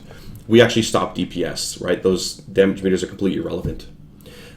So that is Renferal in a nutshell. It's a little bit complicated because of what you're supposed to do, and there's feathers and things like that. But yeah. So what questions do you guys have about Renferal? I'll give you a couple of diagrams as well that my guild has made up. I can share with you guys. Where is Renferal in my little strat spreadsheet? Oh, I mean WeakAuras, of course. So we pull up our raid WeakAuras. Make sure we have our Renferal WeakAuras. They're all ready to go. I'm going to copy it over. And we're going to import into this one. There we go. These are all the fun little relevant debuffs for me. The Venom, the Pulsing, Move Out, Feather, right? Everything that's there. So the WeakAuras are ready to go for Renferal. Any case of nasty overlaps with mechanics? Yeah, some-ish. I'm trying to think of some really bad ones. You just have to know what to do for each mechanic. Like, if you have, I don't know, okay, lose a lot. I'm going to ask you, because you asked that question. If you have the poison debuff, right, the necrotic venom, what do? If you have the shadows debuff, the twisting shadows, what do? Well, run it out of the raid. Those are pretty much mirror images, mirror abilities. There's a tornado or a poison puddle, run them out of the raid. Right? There you go. You've taken care of two mechanics. Super simple. Sort of where it overlaps is the Web of Pain. That'd be the tough one. The Web of Pain is this one here, where it reflects damage, and the further you are out, the worse. And then on Mythic, so that happens, as well as the Vile Ambush. On Mythic later on, the Pain Lash, basically if somebody runs through that beam, they get knocked the hell out. Like, they're done. And they take a lot of damage as well. So that's a really bad interaction of mechanics there. Ownership progression? Yes, always. Sparty, do you think you can give me tips? I can give you tips on Holy Paladin later. I want to deal with mechanics now and bosses. For example, could I get the poison debuff and the winds at the same time? Poison debuff, yes. So the poison debuff and gathering clouds, yes. So you'll get knocked back slowly, as well as getting pushed back slowly, as well as getting what's it called? The poison debuff, yeah. And I'm going to see if I can go back to my video there. When was because there's a case of that exactly happening. 4910. Let me go back for a second here. I know it's a really long encounter.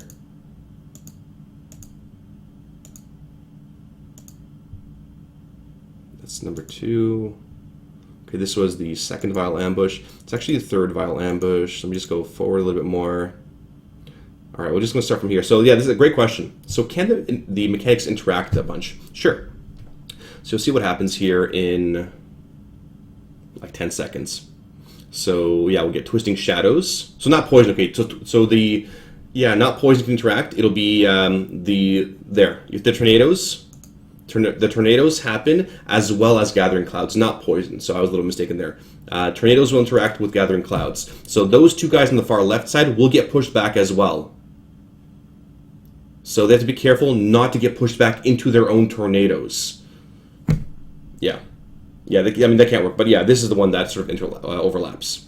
So bird mechanics overlap, but not poison and bird ones weird like that. Any other questions? Let me see what other questions we have here for Renferal. No Renferal questions? Okay, cool. So again, it's a long one. You're likely to go with 2 platforms. Again, the feathers are for leaping on spiders like that. right? Like, don't worry about killing them. You guys don't need to waste a DPS killing these damn spiders. As a tank, your job is to tank the spiders off to the side, not under the boss or on the bridge. And whoever has a feather, just jump up and leap down on them and they die instantly. It's a waste of DPS to actually go DPS them. You should not be DPSing the spiders between platform transitions. During the Vile Ambush, when she goes up in the air, at that point is when you would actually, kill the DPS or the little spiderlings. How many stacks of Raking Talons should tanks taunt off each other? I didn't quite get it. So there, one sec. Oh, yeah, I see the question. Raking Talons, I think they did it every other one. Let me double check here. Raking Talons. Let's find out. Let's find out. I don't know the answer to that question, so I'm going to find out for you based off our raid here. And hopefully I can do this right and don't embarrass myself too much. Unless you want a pad. Nobody likes padders. Nobody respects padders. Come on. So we're going to go to Renferal here, which was that one, and we're looking at Raking Talons. So there's Raking Talons right here. Work, damn it, there. You can see here, Tally took 2 stacks, then Deadman took 1. It was not a big issue there, it looks like. Yeah, not a big issue. When do you want to use Bloodlust? You can use it at the start, realistically. One second, let me pull up a couple pictures for you guys, for Renferal specifically. So we have a couple... yeah, this is the first platform only. So this is a picture of how you want to run the lanes. Right? So the tanks shift in their own lane with that web, and then arrange everybody else are shifting by the cliff. Right? The boss starts at the skull marker on the left side there, and then gets dragged over to the moon marker, the tangled web area, which is basically the Vile Ambush. The green circle comes down on moon, then you shift the boss back over to the left side. And that's pretty much the positioning for it. So here's a picture of that if you guys want to save it. So there. You take damage with every soak, so you take 1 or 2. Yeah, it's not that bad of an ability here, but yeah, with, again, Raking Talons,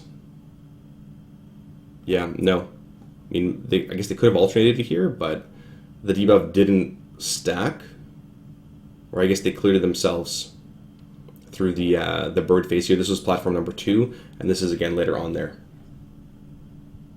Do tanks need to switch jobs at all during the fight, or is it very simple in that sense? I'm pretty sure they can. Sorry, I'm pretty sure they can just keep their thing together. Let's take a look here. Web of Pain. That's not a big deal. Yeah, in the spider phase, you can just have a boss tank and then a spider tank. Whoever's more mobile or whoever wants to pick up the ads. So in the spider phase, not a big deal. And in the later phase, I mean, you want to be just dealing with Raking Talons and just alternating. So, not a big deal. But yeah, there's no real mechanic that requires them switching and alternating where one guy's the boss tank, one guy's the spider tank, and you guys have to switch. Yeah, nothing really important. Any weak auras? So the weak auras are all there. Raid weak auras. The raid weak auras are all there in case you want to pull them up. So yeah, that's pretty much Renferal in a nutshell. It's more of a complicated one that I think most guilds will have trouble with, especially on higher difficulties with the Web of Pain and Mythic as well. Is there anything stopping you from soaking all the poison in the ground with the trade debuff? So nothing, but why would you want to? So that's a great question by Brett the Beast. Let's go back to our video here. Let's go back really quickly here. This one, Razor Wing. Now I want to go back. Okay, so look at all that poison on the ground, right? So one of the abilities is the twisting clouds, right? The twisting shadows, where if you have the debuff, you can run over the poison clouds and clean them up. So we'll go to that in a second here as we just deal with it. So here comes the Vile Ambush. It's big and green, and we run across. I have Web of Pain, so I run this way. That Vile Ambush is actually a good time to use your cooldowns, your devotion auras, your tranks, all that stuff. So there is there's more puddles, right? More green crap. So because we are not going back to this platform, there is no reason to clear this platform. Right, unless you're on, I don't know, you have no DPS or you're dealing with it on Mythic, and it's like a 15-minute encounter. There's no real reason to do that because I'm not going to be going back to that phase, right? So now she's gone into bird form. Those guys don't need to go back further, because if they do go back further, well, number one, they're going to be out of range of heals, and that has happened, in our raids, where the guys are like, yeah, I'm going to be super great, I'm going to impress Sparty and clean up all these poison puddles. Well, now they run out of range of heals and they die. So you have to be very careful. Just clean up what's nearby, what's really annoying, and then deal with the rest. Good to know I won't have to handle little spiders. Yeah, somebody else can, right? So again, that feather ability, you jump up in the air. Once the spiders are in position, that's not a good position for them. They're by the moon markers where you wanted them. And then I leap down, and you just one-shot them. Right? Again, that feather buff is really, really great for that. So, all right. Any other questions regarding Renferal? That was our positioning. Those were our logs for that one. Yeah, Web of Pain on people. Dead man. Yeah, this was Sparty here and Towley. Yeah, people that got linked together. It was myself and Brain, it looks like we got linked together on that one. Do you decide for the pull who gets feathers? Yes. And if you take the feathers and you are not assigned to feathers, I swear to God, I shove like a duck up your ass or something. Like, do not take the feathers if you are not assigned to them. Because the reason for that is you have to get over the other platform very quickly. Because for every second that you are not on the new platform, she does a fun little debuff here called Dark Storm, where she does 61,000 damage every second.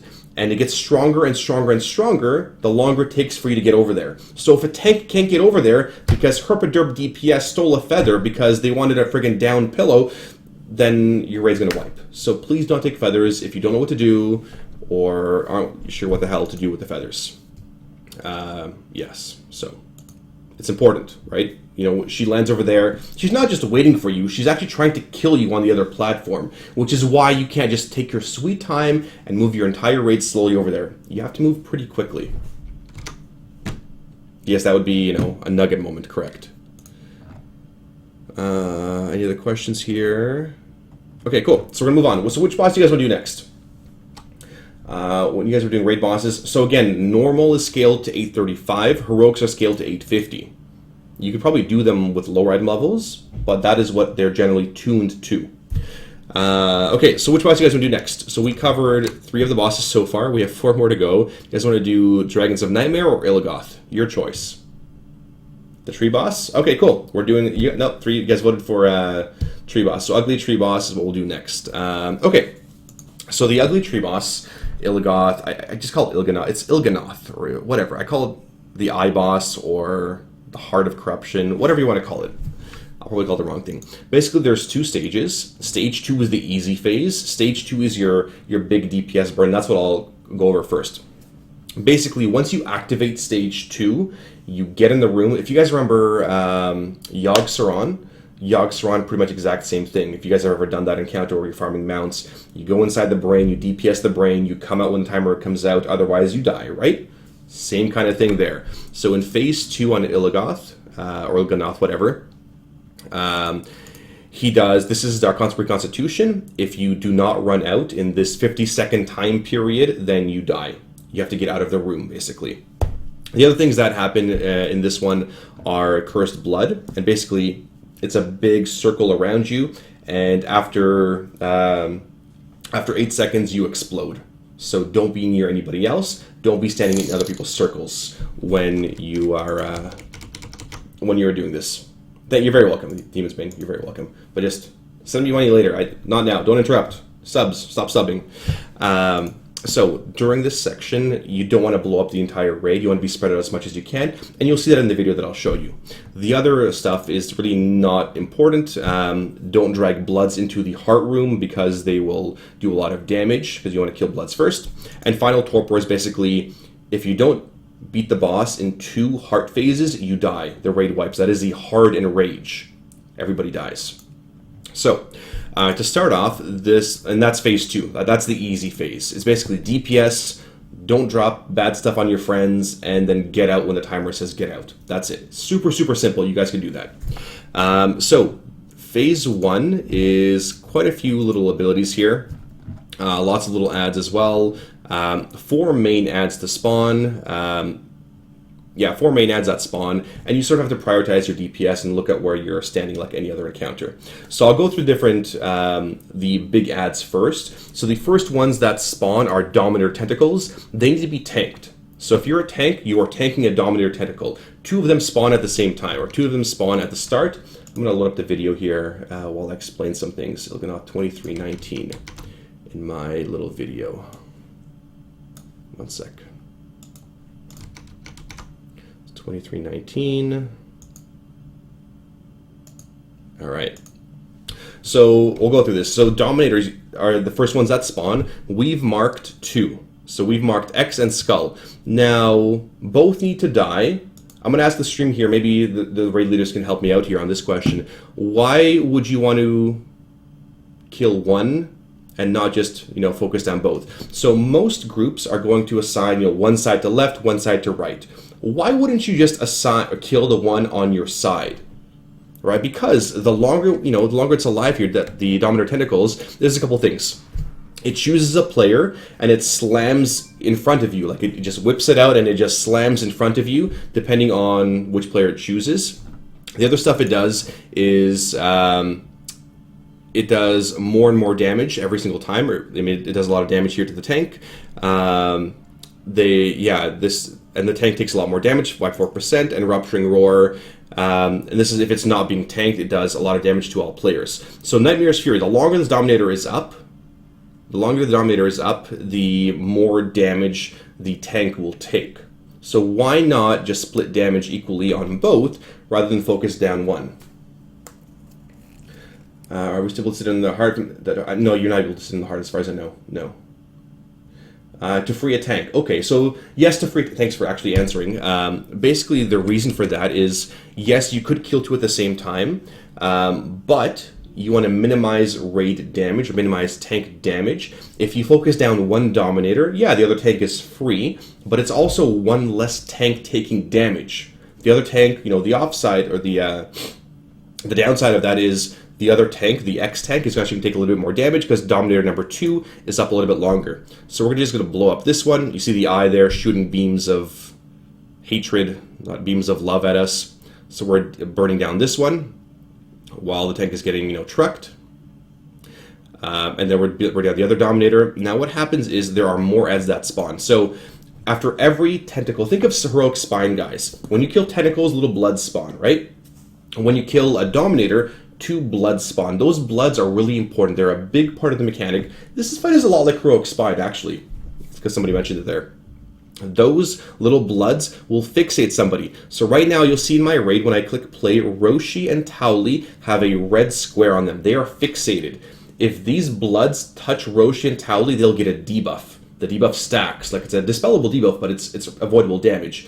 What you want to do with these bloods is bring them to the eye and explode them on the eye. When they die near the eye's HP opens up. So you have to do it 20 times in order to get into phase 2. So right now they're running around. Their Towley got hit by one of them. He's got a debuff. You can see Roshi got hit there. Second Dominator dies. And now we have 4 adds, plus one of those things. So what we do is drag those adds to the boss. You can see here the Nightmare Explosion. When they die, they explode. And if you're standing near the explosion, you're probably going to take a lot of damage. So don't be near them. Don't be near them when they explode. They're going to explode on the eye here. You can stun them as well. You can see I stunned one there. They're going to DPS them down, while everybody else, or your non-AoE classes, are killing down tentacles. So Death Glare tentacles are one of the other priorities. They're basically just, they mind flay random people. They can be interrupted, right? That is totally fine to do. So interrupt them wherever you can. And then we'll see the other tentacles spawn shortly. So we're controlling you pretty well. Like, we're dragging them over. If they're near you, there, you can grip them as well. Then stun them in place and blow them up. And on normal, it's pretty easy here because we're just dealing with a couple of the mechanics. And you'll see soon. So we have our group split between orange side and star side, or circle and star. You'll see, there's a beam there, and from that beam spawns a Nightmare Horror. That Nightmare Horror needs to be picked up by a tank. And the tank, when we decide to drag it over to the side there, because it allows easier movement for our melee. Now let's see if we should have adds spawning here in a second, if they're not already up. It does quite a bit of damage, and it also spawns, it has a frontal attack, number 1. So that Nightmare Horror, let's look at it here. The Nightmare Horror, tanked. It has Eye of Fate. It does damage it does 2 million damage to those in front of it. And it has Steeping Corruption as long as this Nightmare Horror is alive, it spawns red pools of crap everywhere. So the goal is to kill it quickly so there's less pools of crap everywhere. Because if there's crap everywhere, there's less room for you to move. And if there's less room for you to move, well, you're going to have to move more to dodge things and you can DPS less. So it's always a domino effect, right? Ideally, again, you want to make it a super simple encounter. You want to make it a tank and spank with no other difficult mechanics, right? So by eliminating the horror, there's a lot less to deal with. All right, so here, and now there's Corruptor Tentacles. Now, the Corruptor Tentacles are a higher priority than the Nightmare Horror. The Nightmare Horror will die on its own, whatever. These Corruptor Tentacles, they are spewing crap. They are doing the same sort of thing that Nightmare Horror is doing, but they're spewing crap on random raid members. If it's spewing on you, you need to drop it in a good spot. That's not going to hurt the rest of your raid. So again, being proactive, drop it in a good spot. You'll see here the spew is actually on me. I'm going to drop it off by the wall here, just out of the way. And you see the little red pools of things spawn on me. You see Spew of Corruption on Smallwood.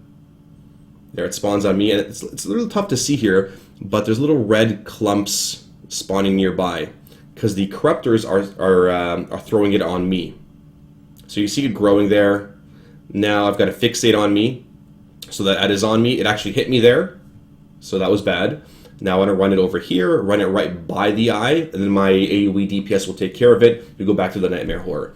So it's important that for DPS, sometimes you'll have to change priorities. So let's say there's the big Nightmare Horror up, but if other tentacles spawn, they are a higher priority. They're deadlier to the raid. So you need to switch off DPS and go kill them first, which means you have to be raid aware. There might spawn on the far side of the room, and you might have to run really far to them. You know what? That's what you got to do. All right, so there we go. So we kill the horror. Lots of little bloods will spawn in a second. See how the little bloods are spawning, and you can see the Eye of Illigoth on the right side there. The HP is actually dropping.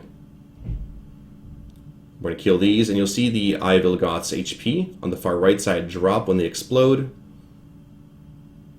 And again, you want to make sure you kill them close to the eye, because if they're not close to the eye, it won't take damage, and you've wasted it, essentially. And yeah, the eye normally, like right now, it takes next to no damage. So there, Death Glare spawned on the left side, and a Corruptor spawned on the left side. So now look, we have a Death Glare on the left, we have a Corruptor on the left, and a Corruptor on the right. If you're assigned to the right group, you're killing the Corruptor. If you're on the left group, you're killing the Death Glare right now. Which I believe we changed the priority, because Death Glares are interruptible, and Corruptors are more annoying. There, little bloods are spawning. Okay, well, Sparty, I don't have anything on my side. What should I do? Well, go help the other side out if possible, right? So that time, the left side group cleared their 2 worms, or their 2 eyes. The right side group had not cleared theirs. As a DPS, you would just switch over, because what else is there for you to attack, right? Yeah, it's easy until you start getting hit by things. So here again, I have Spew on me. So again, dropping those spews in the right spot is important, because if you have them all over the room, your raid members are going to run over them and take a lot of damage. So once you've blown up 20 of the bloods by that eye, it opens up Cthulhu style, and you will then run inside with no bloods. That's important. If you still have bloods up, you cannot drag them into the room. If our blood gets dragged into the room, it'll explode on the raid. It does a lot of damage. So at this point, we're going to run inside. We're going to use Heroism. This is the point where you want to use Heroism on the very first set of the hard phase. I've got a WeakAuras on the left side of my screen there. It says Time Left. This is Cursed Blood. So those big circles are where we are the explosions. You don't want to be in a big circle. I mean, you'll get hit by your own, which is fine, but you want to make sure other people are not getting hit by those bloods. So ideally, what we did is, hey, if you have a Cursed Blood or the circle, you run to the outside of the room, everybody else is stacked in. It just makes things a lot easier. We're all stacked in for heals, and then you run back inside for heals. These guys should have been stacked a little bit better, or a loose clump. Cursed Blood again. These guys run out. Well, if you're a melee, we've actually assigned the entire back section of the heart for melee to DPS. And now Time Left, 3, 2, 1, and we run out. Now, Vic actually didn't die because he stood in there. He had surrendered to madness, which is what killed him. And so you're going to deal with another phase of that. So now we have Dominators again, so we mark up a Dominator and blow it up. Our DPS was actually split really poorly here. See what they do here. So they hit really hard with their Frenzy and Ground Slam. There, watch this. So you can see Ground Slam on Karnak, Ground Slam on Panzer. This is important because you can target any one of their Raiders, and if it targets you and you're standing in the group, well, is it easier for 20 people to move or for one person to move? Because if it targets you, that's when it's going to Ground Slam, not Grand Slam. So a targeted Kurohyuto and Panzer, they run it on the inside, and look what happens. You see that big line? So if you're targeted on the rest of the raid, the entire raid has to move. And if the entire raid is moving, they're not DPSing or healing. So we kill the Dominators here. They're the big priority, always. So we still have Death Glares, but you know what? Dominator's up. So right there, that one was interrupted by a Sunbeam or whatever it was looked like. Solar Beams. And now we kill Death Glare Tentacles because the next priority. We want to make sure they're not casting. And interrupt the crap out of them as much as you can. And at this point, look, we've gotten 3 Corruptors on the far right side. Well, if I'm assigned to the left side group, I'm probably not going to run over there because I'm going to help with these Nightmare Acor's Little Bloods. The right side group is actually going to go run over to the right side there. You see them already sprinting across. Actually, I have to run over here because I got fixated. I got the eyes over me. And the right side group right now, you can see them on the minimap in the far right. They're actually killing those Corruptors right now because they are spewing that crap everywhere. And if you look really close, you see little clumps of red blood everywhere. Those are puddles that were not taken care of correctly. It gets a lot of damage, and yeah, like it turns into a cluster, right? People are dropping low here. I missed time to heal. I let Netoro die. But look at all the red stuff in the middle of the room now. Those are incorrectly placed corrupted spews. Now we have a Horror spawning in 5 seconds. So again, you're dealing with the exact same phase once again. There's Nightmare Horror. We're going to drag it over. Wish I could zoom better. There. So yeah, the Nightmare Horror being hit, and now we have Death Glare spawning. So we have a little WeakAura. That's a little fun, right? You can see there it says Death Glare spawning in 0, left Corruptor spawning in 5. So Death Glares are up now. Blow them up. Death Glares right now. They're the priority. So no DPS should be... who was that? Oh, that's Towley. Towley's attacking the... Towley is attacking the Nightmare Horror. And again, running the spews. I had to be very careful there because I nearly got blown up by the frontal attack. More spews being dropped on us. So this is where it gets really, really hectic. Unless you can kill him in one phase and you have that DPS, that second phase is a lot more difficult. So if you're being focused by the Bloods, do you just stack on the eye and let it hit you, or do you run into the eye? So you would run it past the eye, and when it gets to the eye, you could stun it in place.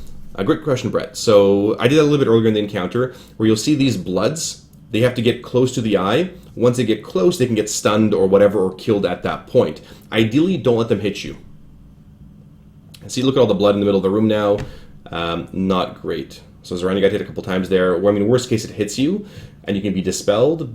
I mean, even worse would be for the Nightmare, the blood to actually not blow up on the boss.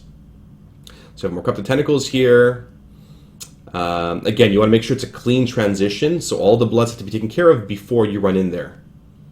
So lots of raid damage going out right now, lots of corruption spews. There are lots of explosions. I was fixated for a bit. And the boss is going to transition here in a second. We want to make sure all these things die before we run in. See how many people have the debuff right now? They all got hit. So you have to be very careful over time, because these things will do a lot more damage, that you don't get hit by them. And now we run in. And we blow up the boss the last few million. So we likely could have killed it the first time. And there. And that's Illigoth in a nutshell. So, what questions do you guys have? Which tanks before healing? Questions for later, Pixel. So if you're being focused by the Bloods, yeah, so don't just stack on the eye. Run it past the eye or right along the wall. And allow your DPS to kill it. So they're intercepting it. What other questions do you guys have here? Nythendra positioning. I can give you guys positioning ones later on. Pinman, anytime. There's Smithers resubbing. So it is, I mean, a pretty straightforward encounter once, I guess, you look at the mechanics. But when you're in there, it's crazy stuff all over the place. You have ads running all over the place. You're not sure if they're on you. Again, if you have Fixate on you, right, which you guys should know from the Weak Aura, and the Weak Aura is, do I have it on here? Oh, I don't know how to install it yet. So let's load up that Illigoth Weak Aura right here. Paste bin. There you go. Here's the Illigoth Weak Auras. We're going to import them here. There we go. So these are fun little Weak Auras. Everything you really need to know, whether you fixates, where you to be spread out, where you're soaking. This also has some of the mythic Weak Auras as well, which will not be applicable to everybody else. The Death Blossoms, which is the big one. That's Death Blossom mechanics. How much health do the Bloods have? I can't recall. Maybe we can look at that video. How much health do the Bloods have? Let's go back here for a second. Might have one of them targeted. I think Wowhead might have it up, or Icy Veins or something might have the Bloods. Unless I target them, I won't know. Looks like, yeah, I have it targeted there. Looks like about 7 million HP on a normal raid of 19 people. So again, that HP of the Bloods is going to scale based on how many players you have in that raid. The priority for the ads. So the priority for the ads is always Dominators first, and then generally you want to go Death Glares. So my guild strat is actually Corruptors first, because Death Glares you can interrupt. So if you have Corruptors nearby, I would kill the Corruptor because it's spewing the blood crap, and then interrupt the Death Glares. But either way, as a DPS, you would go Dominators first, because those are the big ones smacking down the ground. Then you would go Death Glares or Corruptors. Then you would go the Nightmare Horror. And that's if there's no Bloods up. And if there's Bloods up, then maybe you want to assign some of your best AoE DPS, maybe Hunters or Demon Hunters or Windwalkers, whatever, to actually blow those ads up there. Because if you're a single target spec, you know, I don't know, like you're playing Assassination for some reason, or Subtlety, whatever, you may not want to be on the Bloods, right? You want to be on everything else. So you want to play to your strengths and not your weaknesses. Does it fixate tanks? Yes, it does fixate tanks as well. Yes. Because at the start of it, let's go back here, I think it was 23. Our very first fixate, there. You can see Towley and Roshi got fixated, so yes, it can fixate tanks. Good question. The Weak Aura link, of course. Yeah, if you guys want the Weak Auras, they're all there. Ready to go, share them, whatever. Relo from the stream here, from the guild, has made them. But yeah, any questions here? Let's see. Across raid server for normal and heroic at launch. I'm pretty sure they are. I'm pretty sure they are. I don't remember. But bad mythic is not. Do I have to unlock normals to unlock heroic? No, you don't have to, because there's really easy ways to get around that. My guild is actually doing heroics first and then normals, because there's a couple of reasons why we're doing that. What can we do if we don't get the Massacre from a DK? Do single grips. You can do knockbacks. You can do stuns. You can do roots, probably. Anything else to sort of CC them and lock them in place. Any other questions here regarding Illigoth? Are raid Weak Auras necessary if you use DPM? They're not necessary, but they're really helpful. They're very, very helpful, because they may have things that DBM does not have. Right? DBM made by Adam, whatever his name is, has been really good so far. DBM options.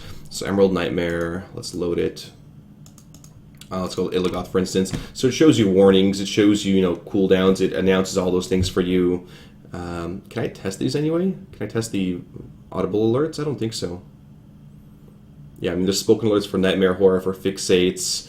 In conjunction with the VEM, the Voice Encounter module, it makes things a lot easier, but Weak Auras are always, an extra tool. And you can always move them around, situate them in certain places as well.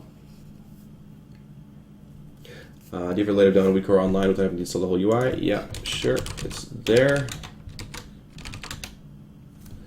How many hits can I tank from the Bloods as a healer? So depending on the difficulty again, so the Bloods... Guys, focus on these questions. I can answer Holy Paladin stuff or Raid Leader stuff afterwards, or in between.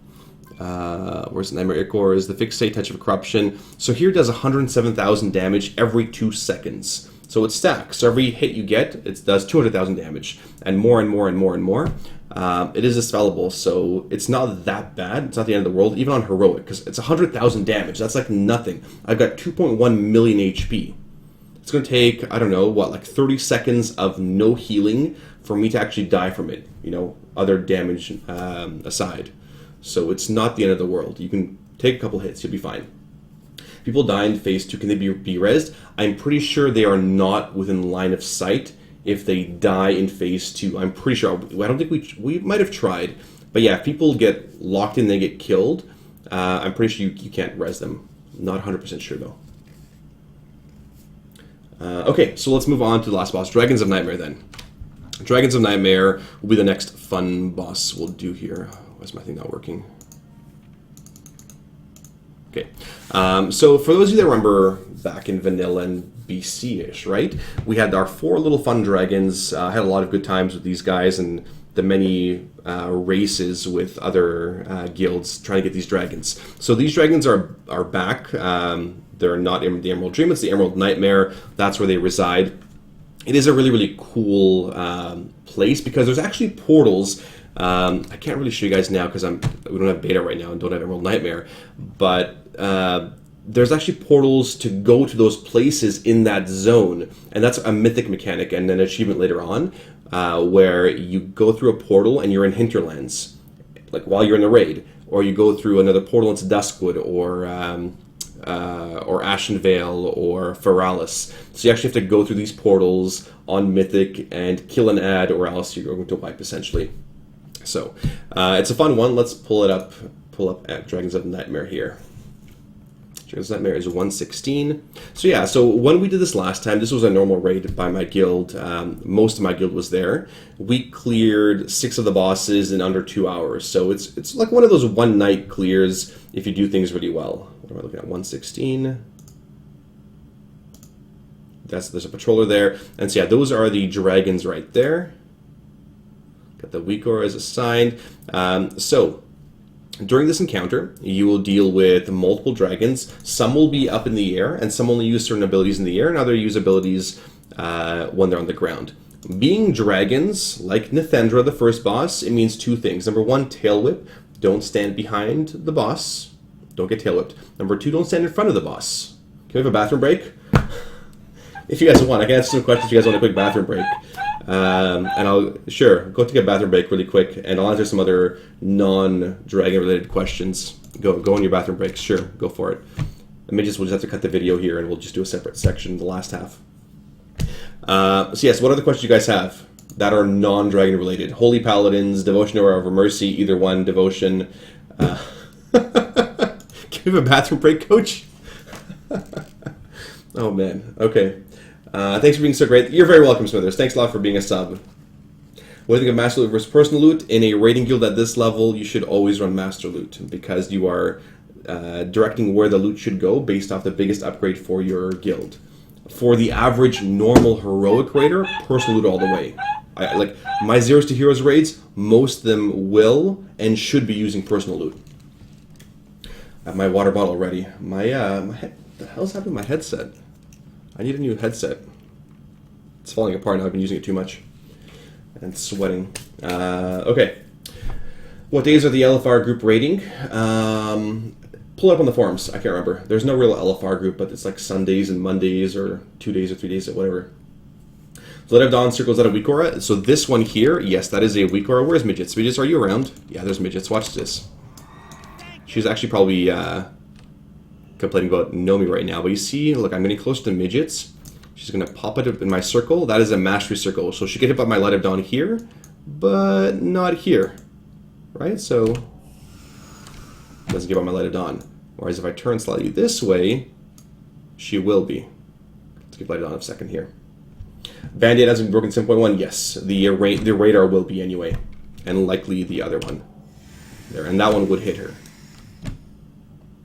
I see a link to for the WeakAuras, but what is the one for the Radius of the Aura? So this one, this Holy Paladin WeakAura is an add-on as well as a WeakAura. It's called Band-Aid. Like they do amazing. Like the add-on author for this add-on has done really amazing things for priests and other classes as well, for range checkers. So this one shows my mastery benefit as well. Whoever's closest to me will gain the full benefit of my mastery, which is ideal, right? I don't really, like, honestly, I don't use it for healing. I think it's too many logic checks when you're healing. For having played as long as I do, I know how to sort of eyeball things really well when I'm looking at my raid frames. So it's more for the stream. You're very welcome, Audio. You're very welcome. What are the questions? What do you think would be the best target for Blessing of Might buff from Ret Paladins? Depends. It depends on the encounter. Demon Hunters, Rogues, whoever else is attacking the most, right? AoE encounters, the ones that will excel in AoEs too. Personal will on average give you more loot on 40% of the encounters than Master Loot will. Show me the blue post again on that one. Show me the blue post on average more loot. The thing is, yeah, it could be more loot, but it could be shittier loot. The same could be said for Master Loot, but I give loot to my best DPS, or the ones that are going to affect the raid the most. Like here, like Victor says, like it doesn't really matter if you can't control where the loot goes. So like, yay, my healers are all getting buffed, but we can't kill the encounter. What your guild standards for enchanting and usables in the first week of raid, considering that these add-ons need a lot of mats for the basic raid materials? So Myth, great question. I mentioned this at the start of my raid, or start of my stream here, where we are super prepped for raiding. We're ready to go for much of the first tier. We've got millions of gold in the guild bank. This is only some of it here, but we have enchanting materials, gems ready to go, plenty of stuff, plenty of crit foods. All that stuff is being supplied by the guild bank, so my raiders really don't need to worry about it. Some like to do their own stuff, which is fine, but health pots, flasks, potions, DPS stuff, agility, strength, whatever, that's all there. Yeah, I got tons more herbs that we're using for, for cards or for whatever else. We've got decks and BOEs and more things and bracers and rings to give out. Lots of obliterum. We had like 1,000 plus obliterum that we gave out to our raiders to make sure everybody is, as well geared as I am. So yeah, it's a lot, Leslie. And congrats on your legendary, you lucky jerk. I saw that on Twitter. That Prepeti can go die in the fire. I know, I hate Nomi. I hate Nomi like a stupid jackalope. I hate him. Sparty, greetings. Hey, Striker, from Berlin, Germany. I want to thank you so much for sharing your experience with us. I learned so much from you again. Thanks for... You're very welcome. I love David Hasselhoff. Sprechen Sie Deutsch? A little bit. What's UI command? The UI command is UI. Okay, for aggression, what tanks do you prefer? Honestly, it depends on the encounter. So on some encounters, I'll prefer a Guardian or... a warrior. On that fight like Cenarius, which we're going to cover tonight, I will prefer a paladin and a warrior. Probably some of the best ones, I think. That guild bank, it's super organized. You guys, midgets, super, crazy about organized about guild banks. Midgets, Roshi and Brandhista, like they've done an amazing job with the guild banks. We've spent 15 million gold gearing the guild, getting everybody ready for raiding. Between gear like this, like crafted gear. Some gear, like, again, Warforged, you don't need to replace it, so I didn't craft it. Things like Dark Moon decks, getting everybody ready to go for Heroic and then Mythic raiding. So it should be fairly smooth, depending on if everybody executes correctly.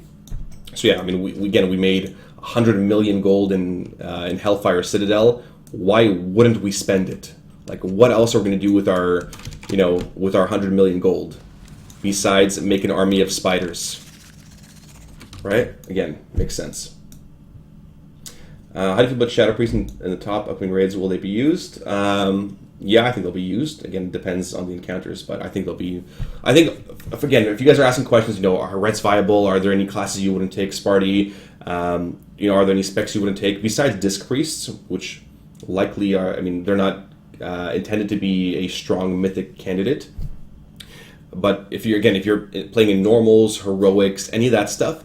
Every single class and spec is completely viable. Unless you guys are playing in a world like 50 setting, in which case you're probably not learning anything from the stream, then the answer is yes, you will be completely viable in a raid setting. You'll be totally fine. And I know people ask that question, like, am I going to have a raid spot? Or are people going to kick me out of the raid? If I don't have a legendary, what's going to happen to my spot? If a guild's not going to give you a spot because you don't have a legendary, well, F that guild. Because legendaries are so goddamn ridiculous. Like, I've got 4 on my raid team. I've got, like, 8 casuals and retired players. Like, One Wolf just got one today. Who else has one? Etrotrix has got one. He's a retired player. Who else has got one? Jungle, I think Natoro will have one with 2 of my raiders. A bunch of just casual players or whatever have legendaries. If only 4 of my 27-person roster raid team have legendaries, And if they're saying legendaries are mandatory, well, your raid team's going to be 5 people. Congrats. It's ridiculous. Should get a raiding guild after skipping World's Drainer. Well, I just need to unfortunately raid normal Emerald Nightmare. Well, yeah, you'll get started there, and that's fine. And if you find it super easy, well, then you better excel. Get those logs erotic, and yeah, you'll find it a heroic guild and then a mythic guild after that. Doesn't this guy get tired of playing and talk about this game? Come on. No way. I love it. I love what I do here, programmer. I absolutely love it. I've got a passion for it. People learn so much from the stream and they get better. And don't you get tired of watching sports? Why do you even watch Twitch? Don't you get tired of watching people on the stream? Why don't you go play games yourself? No. I love it. Like, I've got a passion for it. Legend today, my best on shoulders for Shadow Priest. That's awesome. Now your weaker will work because I was fishing. Not sure why I was still shown from the Nomi. Oh, that's weird. There. Yeah. Yeah, see, that works. Perfect. That was weird that it showed in front of the Nomi. Okay, anyway, guys. So everybody's back in their bathroom breaks. Perfect. So let's carry on. Let's move on to the Dragon Boss then. Everybody's back. Okay, so we're going to move on to the Dragon Boss next. The Emerald Dragons. So we're going back to the Dragons. The Dragons of Nightmare. There are 4 bosses. You'll be facing 2 of them at a time generally, while they're on the ground, dealing with different things. So Terror is really one of the easiest ones, I think. If you guys remember Terror from previous expansions, years and years ago, he basically had, again, Frontal Breath. He had a Fear. He had, he splits himself into different shades, the shades of terror here, and he has a Seeping Fog. The Seeping Fog is dispellable. It's basically a green cloud that floats around, and it puts you to sleep. Don't go near the green cloud. You're useless when you're sleeping, right? You want to be raiding, it's a raiding guild or a sleeping guild, it's a raiding guild. So what you want to do, and it only targets ranged or healers, is you want to put yourself in a good position, so you always drop them in a good spot. Thanks for the retweets, Miss Miggy and everybody else. Perfect. So you want to put them in a good spot, and we're going to place them in near a wall. So, for instance, if let's say let's say Midgets here is the dragon, right? She's the dragon right here. This big gnome fire-breathing dragon. So what we're going to do is if I know the cloud is always going to land on me, I want to position myself in such a way that it's not going to be inconvenient for the rest of my raid. So the first cloud's going to land here, next cloud's going to land here, next cloud's going to land here, next cloud's going to land here, sort of like that. That's how you bait the sleeping clouds, and then they're not in the way, because my other team that is facing the other dragon is on this side over here. Right? They're over here. And if I were to drop all these clouds sort of in this place, well, it's really tough for our tanks to get through these clouds, and it makes it tough for the raid in general. There's a lot less potential space to move. You want to maximize how much space you have to move. So that's Lethon. Sorry, yeah, no, that was Terror. That was Terror. He does a Fear as well when he's flying. Again, some of these are normal and heroic mechanics. He does not do a Fear on normal difficulty. He just does his Shades and his Sleeping Fog, which you'll see during the video. Lethon used to do big Shadow Bolt volleys, basically in a 24 or in a 360 cone around him. Now he does other abilities. He does Ysandra's old ability where he'll spawn little things. He'll spawn little versions of the of players. You have to kill the players, otherwise he gets healed. And he does Gloom. He basically does a big Shadow Bolt circles on the ground. Don't stand in them. Very, very simple on the early difficulties. Ysandra. For Ysandra, you want to be spread out as much as you can because it does a Defiled Spirit, which will basically root you on the ground. If you are stacked in together, well, you're going to get exploded, and that's not fun. You can get rid of those vines or these roots either by a Magic Dispel or Hand of Freedom or, what is it called? The little gnomish escape artist things, or whatever else will remove you or get out of the root style abilities.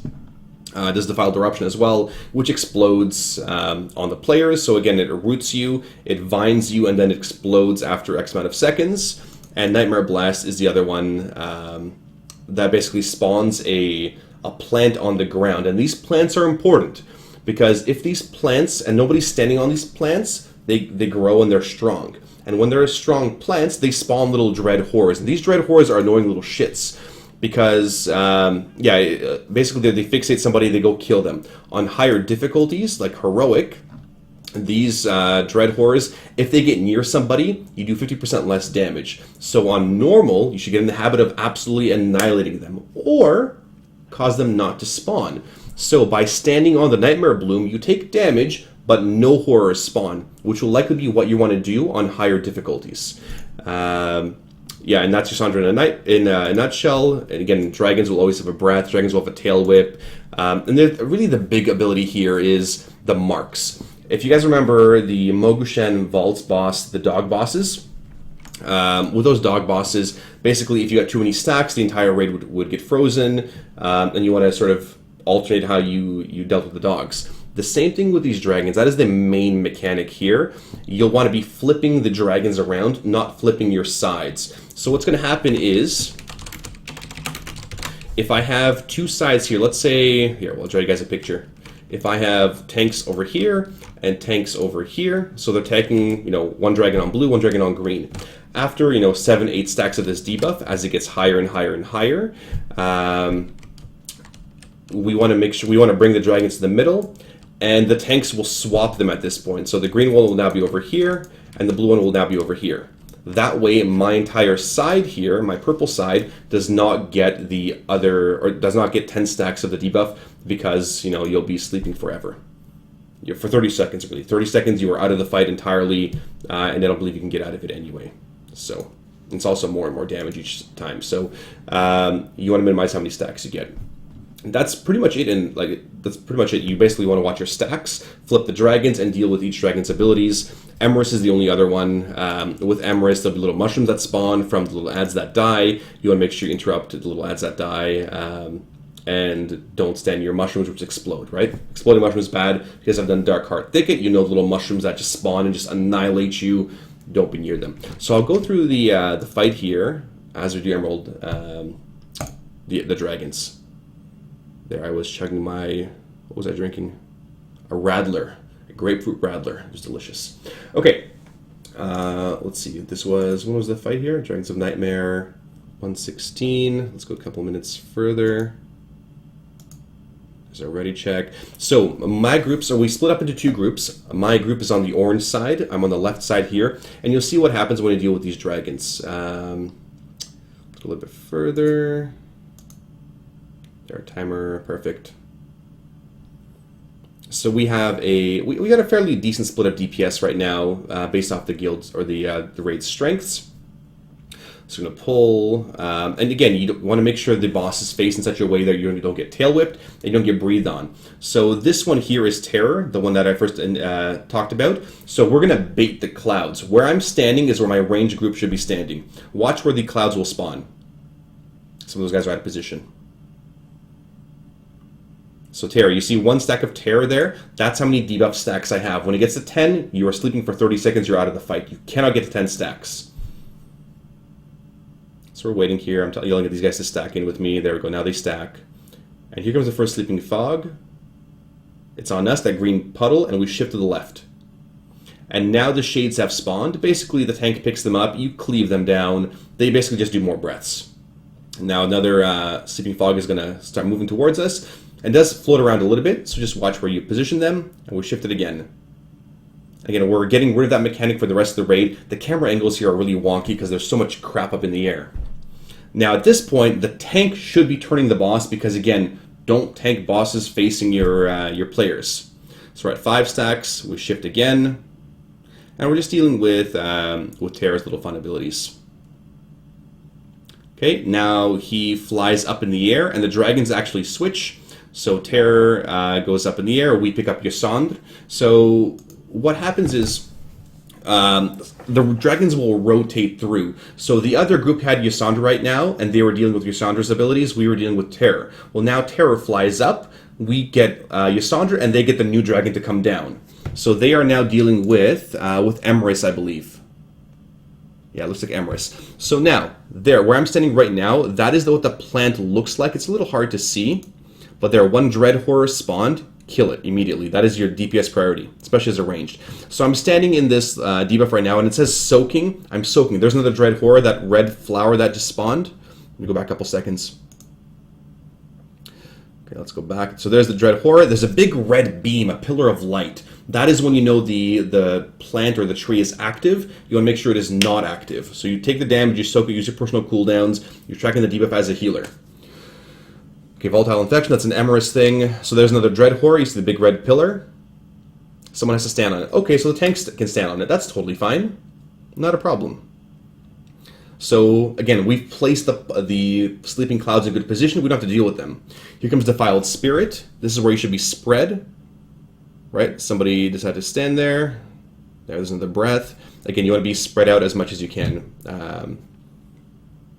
There's Nightmare Blessed. There's another Dread Horror. And we communicate, right? Like, we communicate, hey, who's going to take this one? So I said, okay, fine, friggin' guys, I'll do it. So now I'm standing in it. And you have to be careful. So now Ysandra is at 6. The tanks are going to do a swap at this point. So Emrys is going to come over here. And Ysandra is going back to the other side. So I never leave my side. The tanks will just bring them to the middle and swap dragons. So now we're at 1 stack of Emrys. I'm still soaking my previous boss's abilities, right? Like that little flower until it goes away like now. You're still dealing with those abilities. Next is the Nightmare Blast. And on normal it is pretty simple because you're not really dealing with many of the air phase abilities, because there are, if I could shift my camera down, you could see that there are dragons flying around and doing their own thing. So here are the essences that spawn. We kill those, and then there's mushrooms that would spawn afterwards. Now the dragons have swapped again. So now Ysandra and Terra again.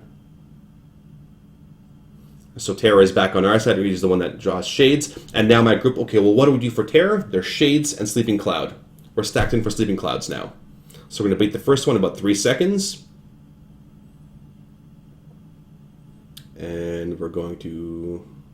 in a sec here, there's a Shades. Now this is a really wonky one. So this needs to be very careful because right now Shades, and this was really bad timing. So Shades just spawned 3 mini dragons and the tanks decide to do a tank swap. So they may have to actually wait until the dragons spawn or switch them earlier. So right now it was a bad transition because you're dragging 3 other dragons around, the little Shades of Terror there. And it's going to be a tougher transition because it's more damage. Those things are not going to get killed. People pull threat. Tanks have to be very, very careful there. Okay, this is a really bad one. So look what happens here. Defiled Spirit on Indy, Natara, Rolo, Shuholo, and Smallwood. All of us got rooted. That was really, really bad. So because we were rooted, we were standing in place, and a big damage was coming down on us. We all had to shift out. We dispelled. We used our druid things, the hunter thing to get out. And now again on Ysandra, you want to be spread out because of Defiled Spirit. There's a Dread Horror. So again, Ysandra is a spread dragon. You are dealing with the flower, and you're spread out for Defiled Spirit. Simple. They all have like 2 or 3 mechanics for each one.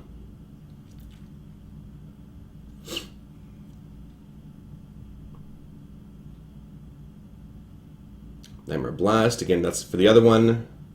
There's another flower to spawn. I'm standing on this one. Well, I want to run out.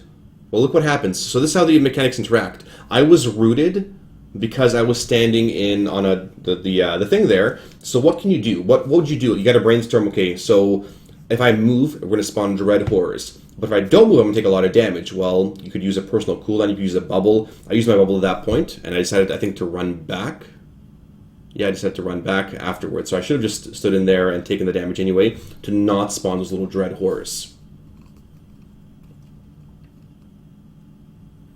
So we're going through it again here. Just a really wonky position by the tanks here, facing them towards us.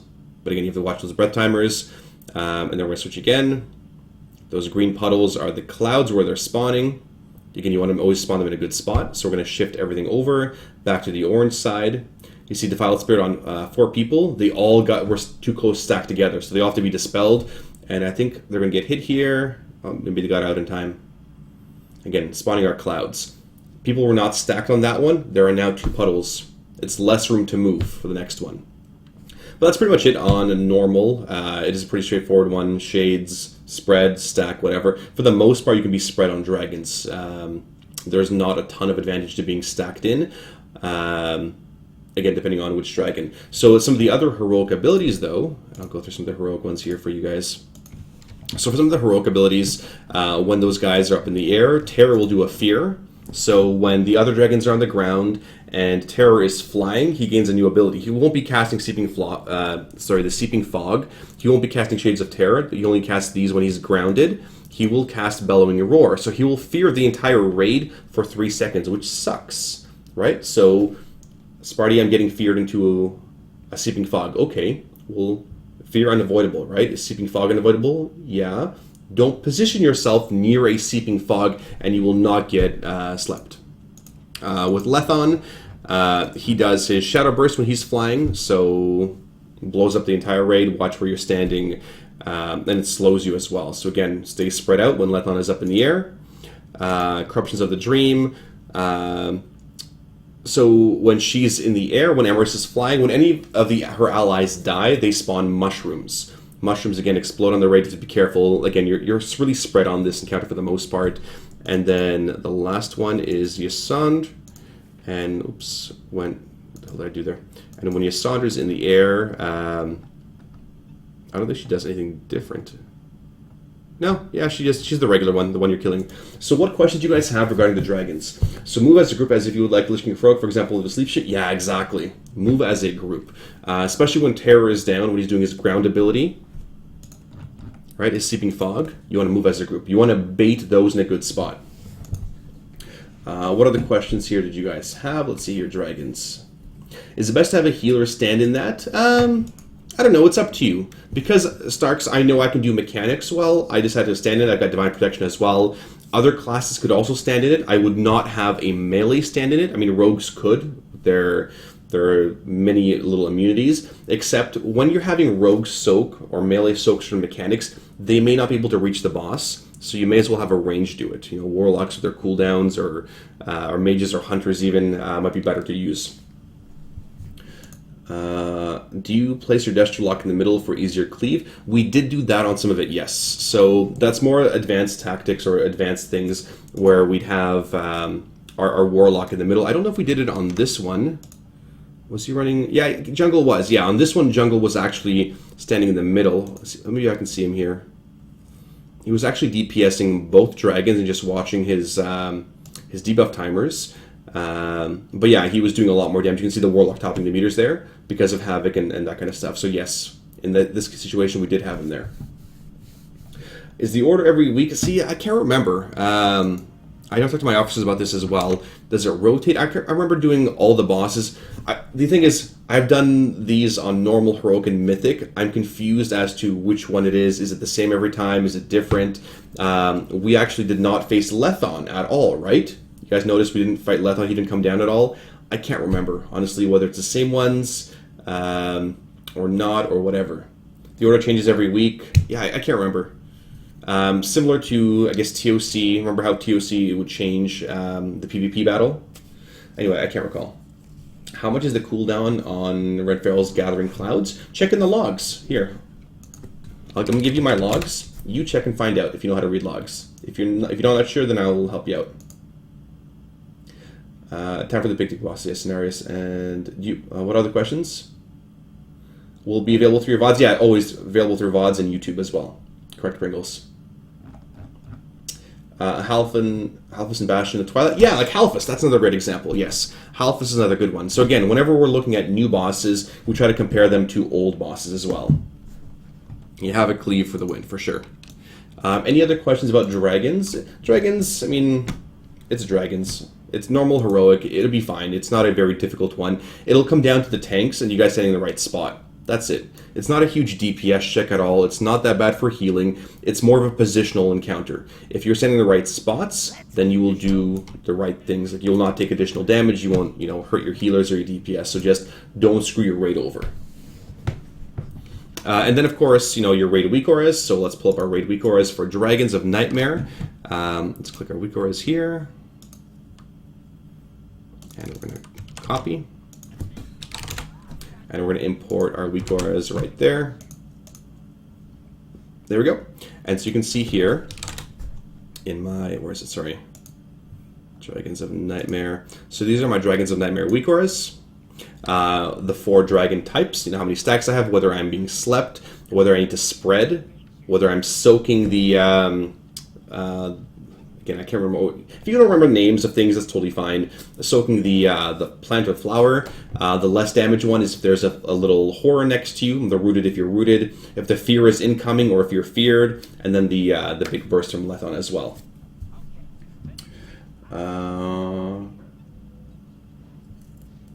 Okay, cool. Yeah, so other questions, guys, can ask or can wait until later. I'm not going to stop this one. Not stop the train here of bosses. All right, so we're going to move on to the other bosses after this, since there's no other Dragons questions. So again, the first boss, Nythendra, you do. The next 4 you do in whatever order you want. Then you do Cenarius and then Xavius in the end. Cenarius is a fun fight, very complicated. Xavius, just as complicated as well. See if I have any more diagrams for you guys for those encounters. Dragons here. Let's see if I have any fun pictures that Bran made. Positioning. Oh man.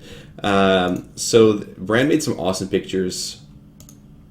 Some really amazing pictures like this. If you're on the left side, how to move, you know, the Shadow Blast area, the range stack. So for every single boss, what do you do? Where do you drop off things? So that's what we do there. And then, of course, we have this one here. Look at Bran, one of my raid leads. What awesome pictures. So on Terror, right, when I started, the range stack had poisoned the bait this way. That's on the left side because that was my side. While we dealt with Lethon, you are spread out. With Ysandra, you're spread out. With Emrys, you'll have a range stack. And on the right side, you do pretty much the opposite thing. So I'll share these things with you guys as well, in case you want those. There you go, and there you go. Perfect. Yeah, anyway, good little diagrams by Bran, one of our raid leads. All right, so we'll move on to Cenarius. Cenarius, if you've been following the story in Val'sharah, has been corrupted. Malfurion goes after him because, you know, his big druid daddy, and there's a lot of interesting mechanics on that one, some that have been repeated in the past, and some new ones as well. Think of Cenarius as a little bit of Ragnaros and, I don't know, some other priority encounters. So with Cenarius, it's a multiple stage encounter. The stage 2 happens at 30 or 35%. It actually happened at 35% when we were doing this encounter, even though it says 30%, or it was the other way around, I can't remember. But stage 1 is really the complicated one. Basically, throughout the encounter, you'll get a debuff called Creeping Nightmares. And Creeping Nightmares stacks higher and higher and higher and higher until you're cleansed. And the only way to get cleansed, really, is jump on the cleansed ground. So it's a big green puddle nearby, and you jump on it, get away from it, it gets rid of all your stacks. The stacks get stronger the more stacks you have, and it just keeps getting higher and higher and higher. So there's certain times where you want to get rid of your stacks. Because, and Sparty, why can't I just stand in the green stuff and never get it? For every time you stand in the green stuff, it gets smaller, the green pools by Malfurion. So you have to be careful of those. The other abilities are Nightmare Brambles. Brambles are basically roots that follow you underground. If you guys remember, Anubarak, he had similar kind of underground spikes abilities that followed you around. These ones will root you. Their roots are cleansable, so cool really tip here for the Paladins is if you have a Hand of Freedom, or Blessing of Freedom, cast it on yourself, run over their roots, and you'll break all the roots that are on the ground. If somebody runs over them, they're going to be rooted. So it does fixate somebody. The other ability is the Aura of Dreadthorns. So if you have Cenarius, and any other adds near him will gain this Dreadthorns ability within 20 yards. In higher difficulties, it's even further out. So you want one tank has the Cenarius, and the other tank has the other Forces of Nightmare. The Forces of Nightmare, I'm going to go through this again. Basically, there are 4 things. There is the Corrupted Wisp, which basically is wisps like on the World Tree, right? But they're bad. They fixate people. If you guys remember the wisps on, not the wisps, the exploding stars on Archimonde, for those of you that did Mythic, same kind of thing. They fixate people, they explode, they're bad. They're really annoying to deal with. The Nightmare Ancient, he's pretty simple. He does a big stomp. Basically, if you stack in under the Ancient, everyone takes less damage because it's split between everybody that's there, similar to a meteor. The Drake, or the Dragon, whatever, he does two things. He has a breath. He targets somebody in the raid. If he targets you, fine. He breathes on you, shift out of the way. Everybody else should not get hit by the breath. It's a really easy ability to dodge. If you're getting breathed on, you're not in the right spot. And the last thing he does is a Nightmare Buffet, or Buffet, whatever. When he gets to low life, he starts casting raid-wide damage every 2 seconds, and it's a lot of damage. So I think it's 50 or 30% or something like that. He does a lot more damage, and you want to make sure you don't transition him incorrectly here. And then Twisted Sisters are the last one. They throw Nightmare Javelins. These javelins, basically, if they explode a little in AoE settings, so you want to be spread out for these ones. They do a Touch of Life, which heals. You definitely want to interrupt this one, because if you don't interrupt this one, it'll be very, very bad. It's going to heal, anything nearby for 1,000,000 health every 2 seconds. Not a fun time. Make sure you prioritize interrupts on Twisted Sisters. And this one as well, inflicts however much damage on her targets to within 8 yards. Again, be spread out for Sisters. Now, what happens on this encounter is you're given a choice of which ones you want to cleanse. If you cleanse them, they become your allies and they do something good for you. So if you want to get rid of the wisps and you cleanse the wisps, they will do something for you. They will spawn around the edge of the room and they will cleanse little patches of the ground, little green patches. If you cleanse the Ancient, he gives you a big replenishing thing, so it restores your mana. This is great for healers. If you cleanse the Drake, he spawns from the Emerald Dream. Yeah, he grants the targets with an Ancient Dream, increasing healing received by 50%. So it saves tanks, and it's really nice for the healers. And the Sisters, with their touch, give you immunity to shadow damage and movement impairing effects. Again, not too important for some of these buffs, but depending on which one you cleanse, you make the other ones, the rest of the encounter, easier. So for the first encounter, we're going to go through, one second, let me pull this off here. We'll go through Cenarius in my little example. Cenarius is at 142. Oh, I'm still fighting. Oh, there we go. Cenarius is fighting. Is it 140? I think we wiped a couple times on this one on purpose to give people practice. I wonder if this is the right one. Okay, we'll see. Okay, so this will be our first pull of Cenarius here. Basically, the Wisps, the Ancient, the Dragon, all that stuff spawn in certain sections of the room. You control as a raid which one will be cleansed and spawn on your side. The orange marker is where the Wisps will spawn. So, we'll just watch this in a second here. Hopefully there's a pull timer coming soon. Oh, sorry.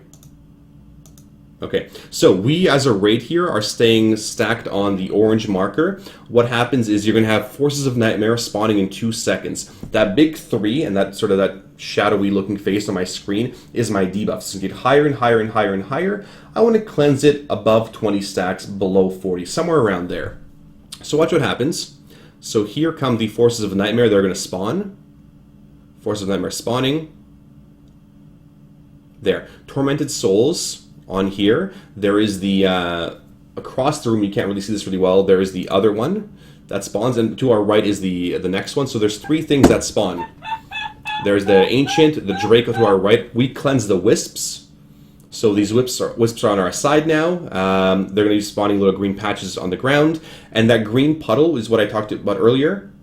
That green puddle is what you use to cleanse yourselves with, or the little patches on the ground. Now, here's what I'm doing incorrectly. I should be stacking with the giant here. We're killing him first, because he does that big... There we go, I'm stacking. Now he does a big stomp. Here comes a big stomp, and it's going to be split damage. There. And there's a breath on Karyudo. Karyudo probably wasn't the best spot, because the tank got breathed on there. And the Rotten Drake at 50%. He does a big AoE pulse. So it's really important that you guys do not push the Drake and the giant together at the same time, because if you're dealing with a stomp and the Drake's AoE explosion, it's a lot of potential raid-wide damage. So you have to be very careful with that one. So we kill the giant first. Don't cleave too hard onto the Drake to push him under 50%. Now you'll see on the right side there of that screen, little circles. Those are the brambles that I was talking about earlier. They will follow somebody. It says they're on jungle. We could never figure out how it was working. So you see a little thing following him around. And it spawns little circles of crap, and it follows somebody and it roots them. So just make sure they're... hopefully this will be fixed. Yeah, it's starting to root my players there. You can cleanse it off of people if they're rooted. Here, I cast Freedom on myself, and I just run over them so nobody else could has an issue with them.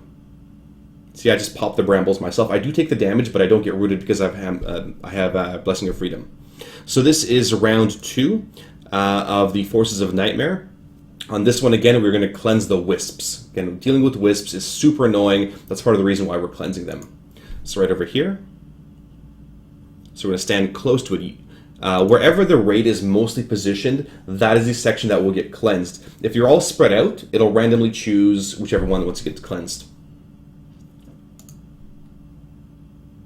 Okay, so here we cleanse the wisps again, and now we're going to be dealing with the other 2 adds, which is the Drake, as well as the Twisted Sister. And now we're going to kill the Twisted Sister first. She's not going to take it, so she's going to keep throwing the stuff on us. Those circles, again, similar to Il'gynoth, is you want to be spread out because you're going to blow up on whoever's nearby there. It pops on people. And now there's a Drake. Kill the Drake, there's the breath, don't stand in the breath, and at 50% or sub 50%, he starts exploding on the entire raid. Okay, at this point we're just dealing with brambles. You're watching your stacks. I'm at 18 stacks right now. I'm running over these. Again, it takes quite a bit of damage. I'm at 20 stacks. I can probably go a little bit higher. Again, those little patches in the ground, the green ones, I cleanse mine around 24 there. And you start getting more and more stacks. So it is quite healing intensive. And for the 3rd round, we're cleansing this side here. And this one, I believe, is the Giant. So we're going to have actually 2 sisters spawning. Is it the Giant or the Drake? I can't recall. So we're DPSing while there's nothing up, right? Again, it's super easy encounter when you eliminate all the other mechanics. So Forces of Nightmare are spawning at this point. This is actually a really, really bad transition. Yeah, this is a really bad one. So we push the boss at 35%, even though Dungeon Journal says 30%. Malfurion gets rooted, and we're dealing with all the other adds at the same time. It was a really, really rough one here. I'm pretty sure we wiped on this. So you're dealing with 2 Twisted Sisters that are spawning lots of circles on the ground, and it's really, really messy. You can see how many circles on the ground. Like, it's a shit show right now. Lots of bad stuff going on because we just had a really, really bad transition. We actually had too much DPS going through that phase, or slightly not enough. And yeah, you would hero in the last part of this phase. I'll explain what's happening in a second here. But Malfurion also gets rooted. Basically, you want to have a clean transition, so there's no adds up, no sisters, and you cleanse Malfurion. So he's rooted in this root. You have to break him out so he can spawn more puddles for you and make it a lot easier. And at that point, you're basically dealing with brambles as well as the tank or the big tank abilities here.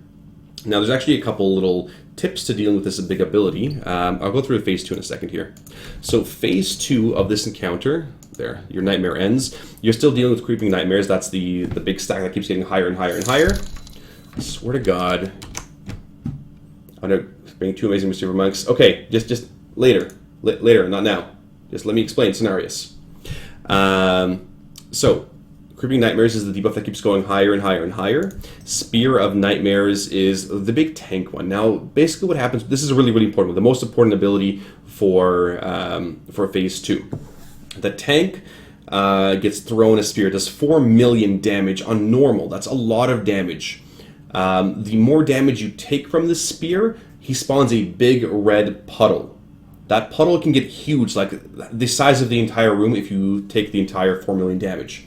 But if you take less damage through active mitigation or cooldowns, Hand of Sacrifices, Blessing of Sacrifices, or Blessing of Protections, or Divine Shields, you actually don't spawn a puddle. I wonder if I'm actually going to spawn one here, but you'll see. So you can mitigate how much room you have, and you're going to have to use that tactic on Heroic and Mythic as well. You're dealing with Nightmare Brambles as well, and Entangling Nightmares here. Like, that's really Malfurion and Entangling Roots. So Entangling Nightmares, how to get rid of that? Just kill it once. You don't deal with any other roots. Brambles, you guys know how to deal with. Just run away from them. Don't stand in brambles. And the other stuff is basically a tank mechanic. It's basically a burn there at that point. So, let's see if we actually spawn a puddle here. Because I know we actually wiped on purpose.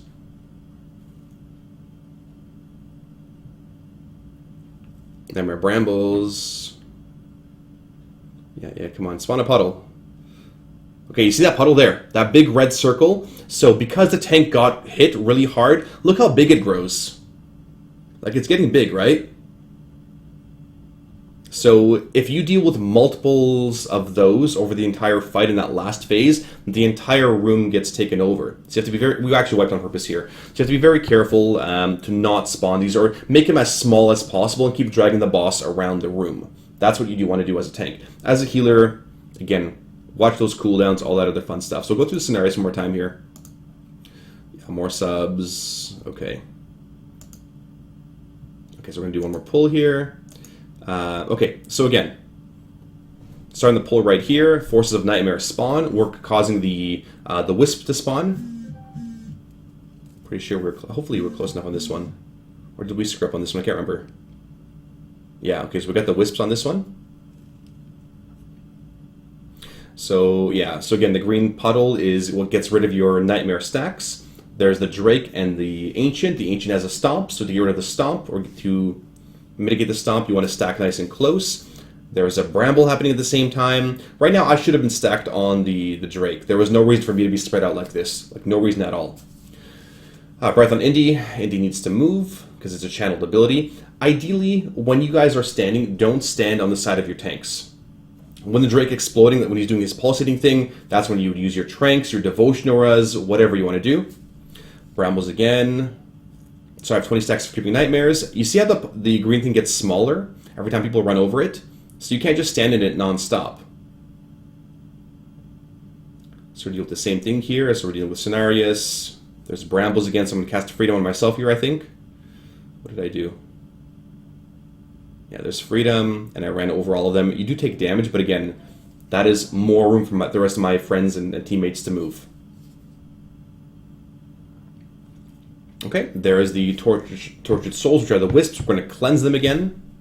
And you can see here the weak aura for Thorns, right? You're going to be very careful not to get yourself killed, because some of the players have gotten themselves killed during when the Thorns is up.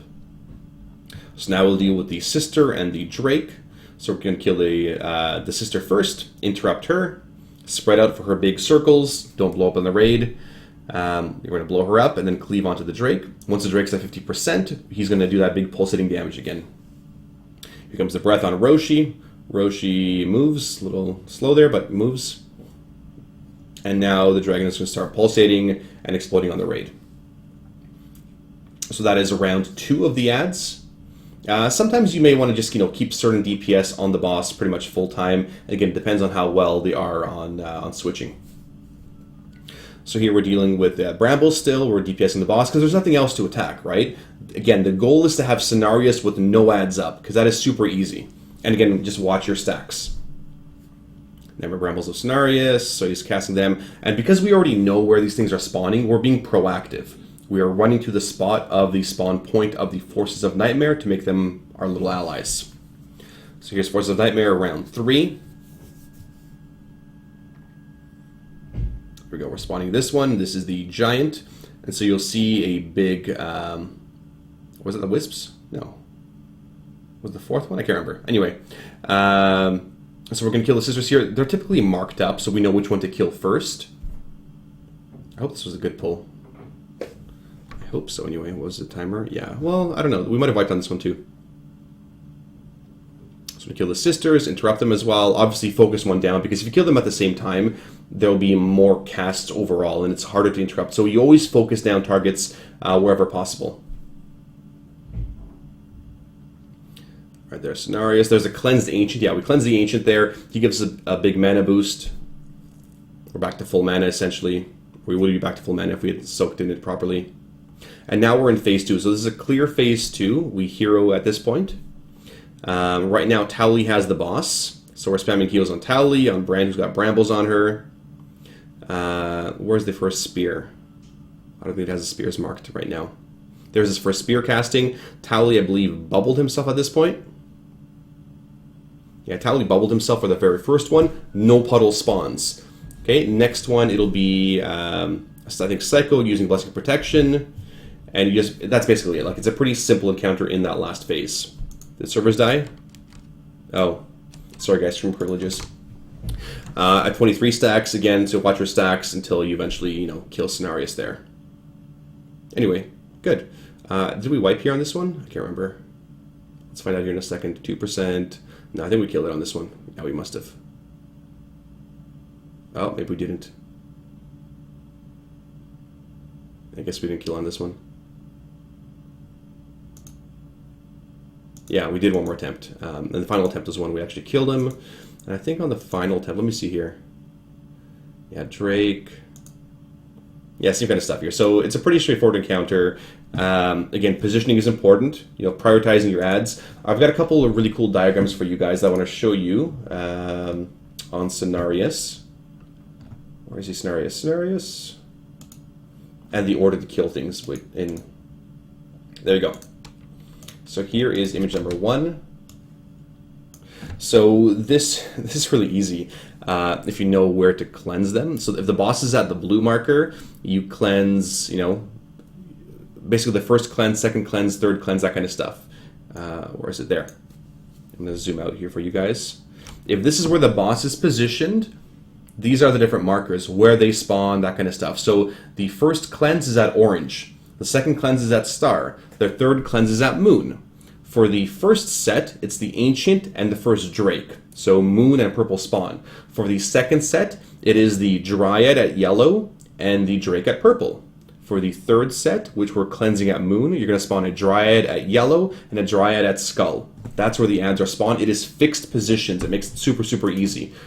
Here's the picture for you guys in case you guys want to know.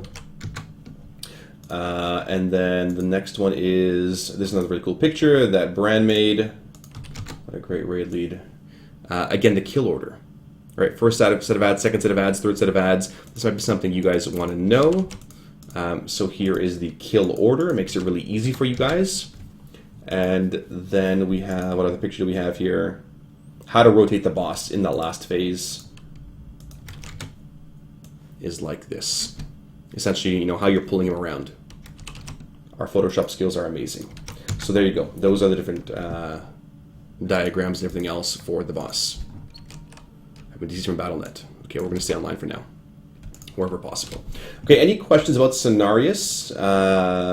Okay, you can't remove it with bubble ice block. You can. So the nightmares, I don't believe the debuff itself, creeping nightmares, I don't believe you can remove that one with bubble ice block. I can't recall. I'm not 100% sure. But the intended thing is to remove it with the cleansed ground. That was to Meth WoW. How do you cleanse the enemies? So again, wherever the majority of your ranged or healers are stacked, that is the one you cleanse. So again, here, if I stack by the orange marker, we're going to cleanse the one that spawns there. Because they all spawn in different spots, right? So we're going to cleanse the first one at orange. That's where their ranged is stacked based off, you know, the videos as well. Like when we... Let's go back here. So the orange marker. See where we're standing by the orange marker? Right, blue marker's over there. Same picture as this one here.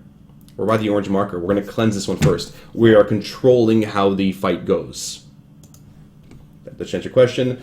The little green puddles are from wisps. Yes, the little green puddles of crap are from wisps. And what else? Hey, Brandon. How many of the pool debuffs did your tanks get to? We got none, actually. We did it really well, so no puddles actually spawned for us. It was really nice. Because we had bubbles and blessing protection, which made the tanks take no damage. So when this spear comes up, the Spear of Nightmares, if I cast blessing protection on my tank, they take no damage. Because they took no damage, the puddle doesn't spawn. It's awesome. That might get fixed in the future. We'll see. We'll see how Blizzard wants to do on that one. In Heimel, you guys had a Google Doc sheet for your tactics. Have you made this for Emerald Nightmare? We have them. I can't share them yet. We'll see what my other officers say. But I have pictures that I've shared with you guys, right? Like all this kind of stuff. This is all shareable. All those different diagrams that I've shown with you guys so far. Do you get an extra action button for the cleanser? Is it automatic? There is no actual like thing to do to cleanse. You just have to stand in the right spot. So here's an example, guys. So let's put down some markers for you guys here. There's an orange marker. There's a blue marker. Let's see where the boss is. There's a yellow marker, right? Wherever, right? And then there is one that spawns over here by red. So initially, maybe I should use the right markers here. There. I'll show you guys the pictures. So there. And moon will be that far one. actually. First Ancient, okay. So Moon is over here, and Drake is back here, okay. All right, so on this difficulty, the first thing that happens, the Forces of Nightmare spawn. For the first one, let's get rid of this one just for no confusion. So the boss is being tanked on blue. You have Forces of Nightmare spawning at orange, purple, and moon. You choose which one you want to cleanse by consolidating your players on that marker. If I don't want to deal with wisps, I will stand right here. If I don't want to deal with the dragon, I will stand right here. If I don't want to deal with the giant, I will stand right here. So that is how you will deal with those cleanses. Again, like if you want to deal with the wisps and not with the drake, okay, then stand over here. Wherever you're standing, that's the patch that Malfurion will cleanse. Yeah, I'm covering normal and heroics, not so much mythic. Yeah, don't ask me class questions now, just more encounter questions. I can ask some class questions later on. Anything else for Cenarius? Do you guys have questions about? Or is that it? We'll move on to Xavius and finish it off. They're not going to answer everyone else's questions, and class questions, all that other stuff.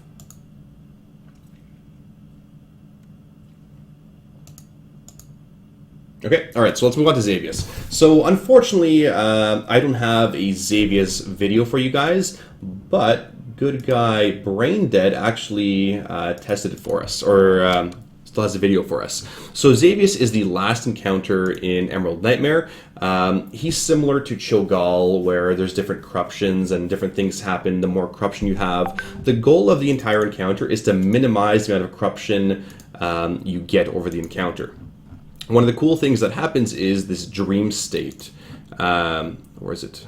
This dream state. It's the madness, dread abominations. Oops, there we go. So during the dream state, you basically you go asleep, but you get an extra life almost. Anything that happens in your dream state, when you come out of the dream state, you go back to full mana, full life, full cooldowns. So if you get put into the dream state, blow through your mana, blow through your DPS cooldowns, because when you come out of it, after X amount of time, then you get all your cooldowns back. So, dream state is really awesome to use in that sense, and like lucky if you get it. Lots of different things that affect tanks, healers, DPS, that kind of stuff. So, in terms of corruption, when you have 33 points of corruption, a colossal nightmare will spawn, smashing the world around the player. That's not great. So, you want to minimize how much corruption you get. When you have full corruption, you get mind controlled. You do more damage, but you get mind controlled and your friends have to kill you. That's not fun. The other one is when you get 66 corruption. You have fire damage and 5 corruption to nearby players. Again, not a fun time. Minimize it. So that's in general throughout the entire encounter. You want to manage your corruption, and Crushing Shadow is the other little one that spawns. So one of the big abilities for tanks is Darkening Soul. Darkening Soul is a debuff. It targets you. When it gets dispelled, you take damage and you take corruption. Also, the Dispeller takes corruption. When you are in the dream state, you don't really take corruption, or actually you do take corruption, but when you come out of the dream state, you have 0 corruption, so you're cleansed. I'll sort of give you guys an example of what's happening. So the boss is at blue marker. The tank gets Darkened Soul. Okay, so the tanks are going to swap. The tank runs over to Moon marker because when this gets removed, he explodes near everybody else for 15 yards for pretty much 1,000,000 damage. And then I take 25 corruption.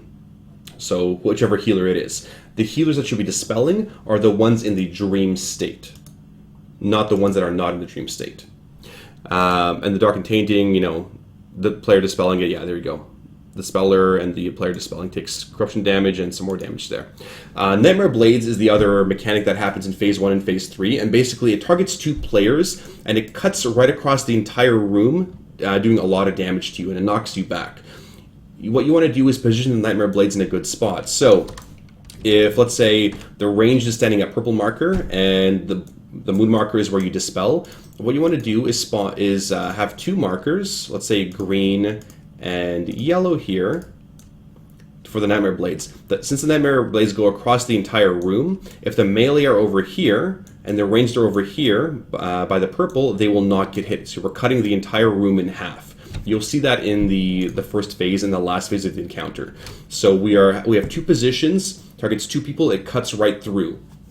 Again, don't hit that through the entire raid. The other things you're doing is you're dealing with the Corruption Horror, which again, lots of AoE damage, lots of damage on nearby enemies. Anybody hit gains Corrupted Nova, so you want to tank it away from the room with this big corruption. The Tormented Swipe, again, you gain a lot of corruption. You want to minimize it when it spawns, so blow this thing up wherever possible. With the, what was the last ability here? I think that's the other one. You'll see. We'll go through the video, phase 1, phase 2, and phase 3. So let me pull up Brain Dead's thing here. Since mine is over now, we just dealt with Cenarius, I'm pretty sure, right? Yeah, that's all we had. Okay. So, here we go. Let's pull up Brain Dead's video. Xavius testing. Alright. So, yes, the room is supposed to look like this. If you actually look up, it's a dream state or a nightmare state. It's actually like no textures. I know it sounds really dumb and it looks unfinished, but that's the way it is, and I agree. It looks dumb and unfinished. So this is the first phase of the encounter. You're DPSing. Hey, look, Brain Dead got actually put into the dream state. You can see his body is sleeping next to him. So when he comes out of the dream state in 3 minutes, then he'll go back into his body. So you don't actually die, you go back into your body if you die the first time around. So he's DPSing away as hard as he can, DPSing until the first ability start. We use Heroism at the start because it makes it a lot easier. We can actually potentially Heroism twice during this encounter, depending if they fix things or not. So we're DPSing away. Alright, so there's the first ability. See those red arrows? Those are the Nightmare Blades. Those Nightmare Blades, the way we've assigned them is they're going to cut through the entire room, splitting the melee and ranged in half. Watch what happens. So this guy runs over here, and you'll see the Nightmare Blades cut across the room. It's a really quick move, and it knocks you around. So be very careful. Unfortunately, he's in a melee position, and you can't really see much of the rest of the room. The tank there just got dispelled. Let's go back there a second. You see an explosion? Come on. There. An explosion, and the tank runs back. So you have to run away from the rest of the raid so he doesn't pop on us. So we're DPSing away. There's the arrows again. If the arrows are on you, cut through the rest of the room there, and then run back in. And that was, I think, Lurchy or, I don't know, somebody else that got hit there. There's the big Ed that spawns. That is the Corrupted Horror. Corrupted Horror is the priority. Make sure you blow it up, focus it down. That is a full DPS target switch because you don't want people getting a ton of corruption. I don't think you have a thing that tracks the rest of the raid's corruption here. There's the Nova. Everybody gets corruption. Not ideal. You could tank it away as well, but not the end of the world. There's Nightmare Blades again on the red arrows. So it's pretty hectic. Like, if you have the arrows on you, you have to run out right away. Otherwise, the entire raid gets hit and knocked around. And of course, Mr. Brain likes to jump around a lot, which annoys the crap out of me. Jumping apparently is more damage. Okay, so we're in phase 1. We'll be transitioning to phase 2 very soon. I mean, that's pretty much it, right? So you're DPSing the boss or the big adds. If Nightmare Blades are on you, run them to the right spot, wherever your raid decided to put them in whatever position, and just manage your corruption. As a tank and healer, you are watching the Dispellable debuff. You're watching the Darkening Soul, because you don't want it to explode on the raid. Like, you don't want to dispel the tank right away, because they're in your other melee, which will take corruption. Again, you want to minimize the amount of corruption you have. So here we go, we're DPSing some more.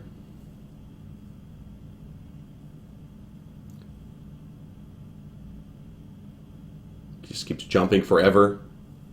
Okay, so tank is running out now. He gets dispelled. There, the little pulse is the dispel.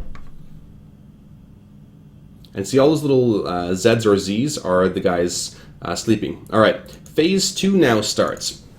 Phase 2 is actually the fun one, I think.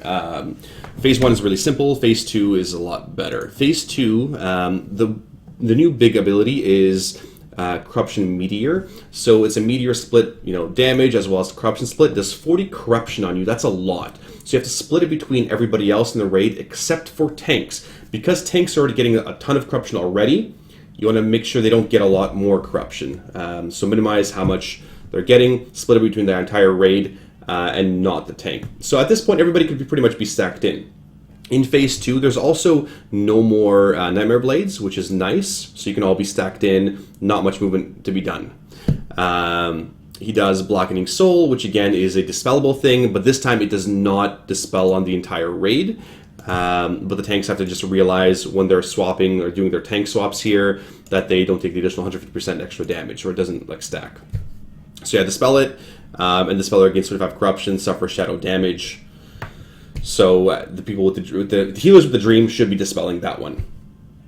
Again, Corrupted Meteor does 8 million damage on normal. That's a lot more HP than I have. You want to split it between a lot of players, ideally your entire raid. The big thing on this encounter is the Call of Nightmares. These big, slow-moving ads. If you guys have seen Stranger Things, same kind of looking ads, they will spawn. They will start moving towards the boss. If they reach the boss, they will cast Dark Ruination, and it does 200,000 damage every second. It is a shit ton of damage. It's a ton. So you want to kill these right away. It means you guys have to split off the boss. Sorry, I mean, there's nothing else to attack. Kill the ads right away so they do not reach them. They are stunnable. I can't remember if they're rootable, but I think there might be even slowable. You guys can correct me if I'm wrong here. But you want to blow these ads up as quickly as possible, and then soak the puddles. So when you kill an ad, it actually spawns a puddle. You have to soak the puddle entirely. You gain corruption, so people with in the dream phase should be soaking them, but you gain corruption, and if you soak them entirely, they will not respawn. If the puddle is left there, it will spawn a new ad. So your job is to kill ad, soak puddle, and get back on the boss. That's it. That's right, you fight the Demogorgons. So watch what happens here. So there's a meteor.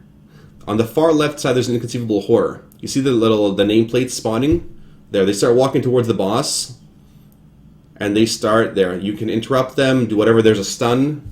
I'm pretty sure I stunned that one. I don't know if it brain back there. And there's a big puddle that spawns. There's a puddle left over. You see that? Brain that actually ran over there to soak it. Somebody else soaked it. Those puddles are a priority.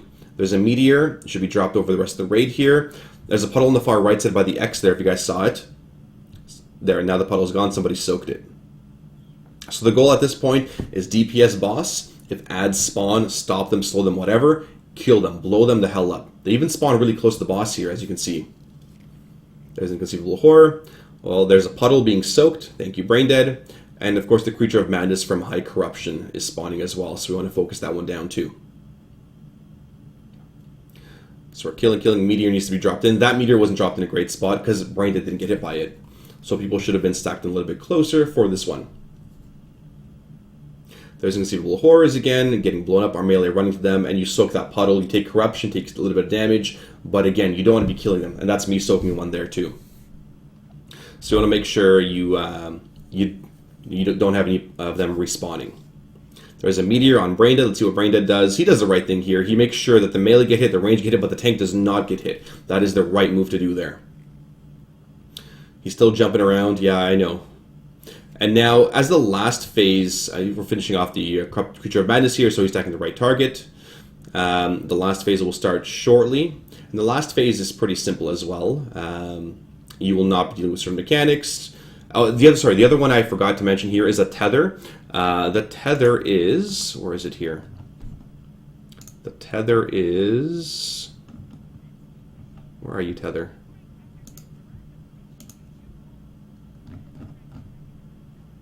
I'm missing this. Causing the switch for corruption. Call of Nightmares, no. Corruption Meteor, no. Blackening Soul. Anyway, there's a tether. We were missing it. But basically, you want to collapse it to make sure the tether breaks. Right? You don't want to stand really far away because you take constant damage. And you saw that little red line. Let's go back a couple seconds here in this video. There, you see that red line? They want to run to get towards each other to stop that tether from happening. And you gain more corruption. So there's another meteor. That meteor, again, was only dropped in the range spot. The melee didn't take it. There's another tether. It's on Braindead. Braindead runs to the target. Good job, Braindead. And you see that pulsing damage? We nearly wiped right there. Look what happens. People are doing their own thing. There's an ad that spawns almost right on the boss. He starts casting right away. That is shitty luck. But you know what? Where's the DPS that are attacking it? It's staying up there for so long. Look, the raid nearly wipes on their HP on the far left side there. Thankfully for the healing cooldowns, we were able to stay alive. But yeah, like that's how important it is to kill those adds. One ad nearly wiped the raid. And now we have 2 spawning in the back. That is your priority, especially as a range, because range are a little bit more mobile, being the turrets that they are, to kill those adds. So the way we have it split up is any front adds near the boss, melee take care of. Any rear ones, they're ranged to, because it makes no sense for Brain Dead or any of these other melee to run all the way back to go kill an ad and then all the way back to the boss. And now in this last phase is very similar to the first one and the third one, I guess, or the second one. In the last phase, there are Nightmare Blades still, but because we're stacked in, we're actually going to drop them off to the left side, so the left side of the room.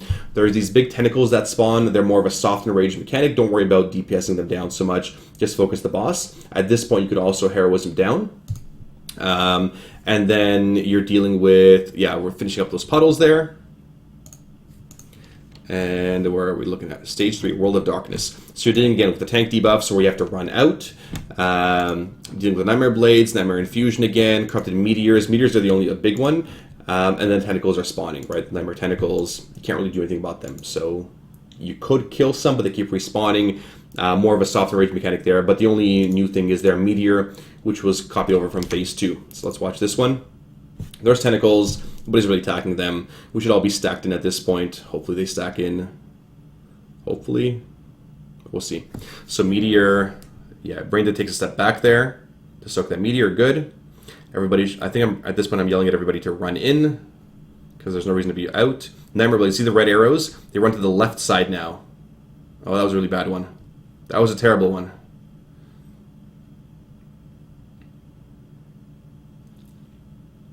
DPSing away. They got to be stacked in soon because there's no real reason to be spread out. You want to maximize how much healing you can do, so we should be stacked in for this one. Alright, come on, other blades here very soon. Where's your boss timers? There's a Meteor. Again, Meteor should be covering the entire raid. There's Nightmare Blades. Nightmare Blade should go to the left side. There. And that is a better executed Nightmare Blade there. And at this point, you just DPS the boss. He has, what, 40 million left? 35 million. Brain Dead still jumping around. Yeah, I mean, it's I don't know. It's an okay encounter. Reminds me of Imperator Margok a little bit. Sort of like Heimdall. Not the portal. It's a very underwhelming fight, I guess. It's not as long as Imperator.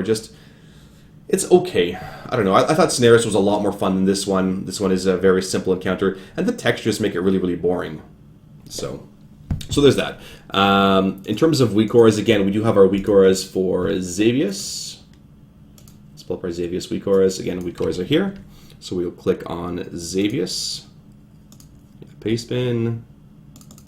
Copy everything over. We're going to import it into our WeakAuras. Again, the WeakAuras are all there, ready to go for you guys. Again, if you have Meteor in the dream phase, if you're fixated by little ads. So one thing I forgot to mention is during the earlier phase, there's little ads that spawn and pop up. They will fixate somebody. If they touch you and explode near you, you gain corruption. The goal is for people in the dream state to intercept these ads. Whoever they hit, they're going to explode on. And if you're in the dream state, well, you end up with no corruption anyway. So your job is to help soak these little ads, that spawn. Otherwise, yeah, Nightmare Blades, the little ads that spawn, those kinds of things. So it's a fairly simple-ish encounter. Nightmare Blades, I think, will give people the most challenge. As long as people realize, hey, Nightmare Blades are on you, you have to get the hell out. That's the biggest one. Both those rogues will be assassination, will be outlaw. I'm pretty sure they're outlaw. Anyway, so what other questions you guys have regarding Xavius? Then I'll answer everybody else's questions about whatever questions you guys have. Let's see. Questions about Xavius. Do you know if your Shadow Priests entering Dream State can actually die using their Surrender to Madness? If not, I take it out where you can use it twice. I'm actually not sure. That's a good question. You might be able to use Surrender to Madness, and then when you die, you come out of the Dream State. I don't know if they tested that. That's a good question, Obliv. Can you blow CDs before you go in the Dream State, and then when you go into the Dream State, the CDs reset? I don't think so. I think whatever you have going into it is what you have. But once you're in the Dream State, that's when you blow your cooldowns. So you can't hero, then hero during Dream State, then hero during out of Dream State. At what corruption do you die? Full corruption. So at full corruption, let's scroll up here. Send to the Madness. Yeah, so at 100 corruption, you gain 150% damage and healing. But when it expires, you get mind controlled. So you don't want to get that much corruption. You want to minimize it. Honestly, like if you stay under 30, 40 corruption throughout the most of the encounter, that's ideal. Let me pull up one of our logs here and see how we did on corruption. Give me 1 sec. Just pulling up the Xavius log really quick. Xavius normal. Yeah, we can look at this one. This was Xavius. We had a pretty large raid here. What if it'd be under debuffs? Yeah, these are people that got hit by Dream, that had the Dream, lucky bastards, all these guys here. Yeah, I don't like how this scales. Corruption Descendant to Madness. These guys got Corruption Descendant to Madness right here. So it was Deadman, Avail, and Thalstadan. They all got mind control because they had too much corruption for whatever reason. But I want to take a look. I wonder if it's under resources. Probably not. Alternate power.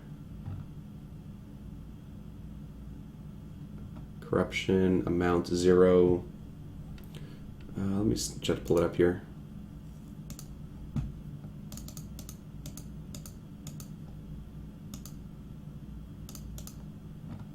Yeah, -1, +1 wasted raw gain. I don't know if it's going to show up properly here.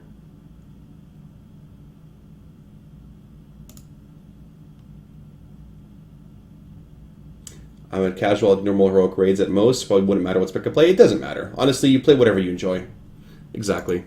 Yeah, I can take a look at this a little bit later. Corruption Madness. These guys got this corruption. Who was this? That was Avail. Yeah, so that's when he got it. You got a lot of corruption at that point. Anyway, we'll cover the rest of that later.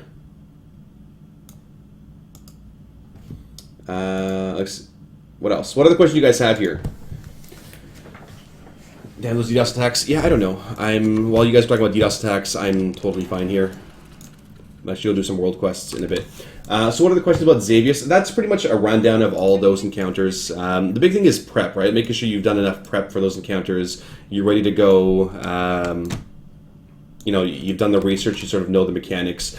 Going prepped is a lot easier because you're not going to be wasting everybody's raid time, right? So, like we said at the start, you want to make sure you have your chants, your flasks, foods, potions. Those are the very basics of raiding, right? You have your boss mods set up. Maybe you got your WeakAuras as well. Our guild's fully set up with those as well. Like all the potions, flasks, everything's ready to go. Repairs.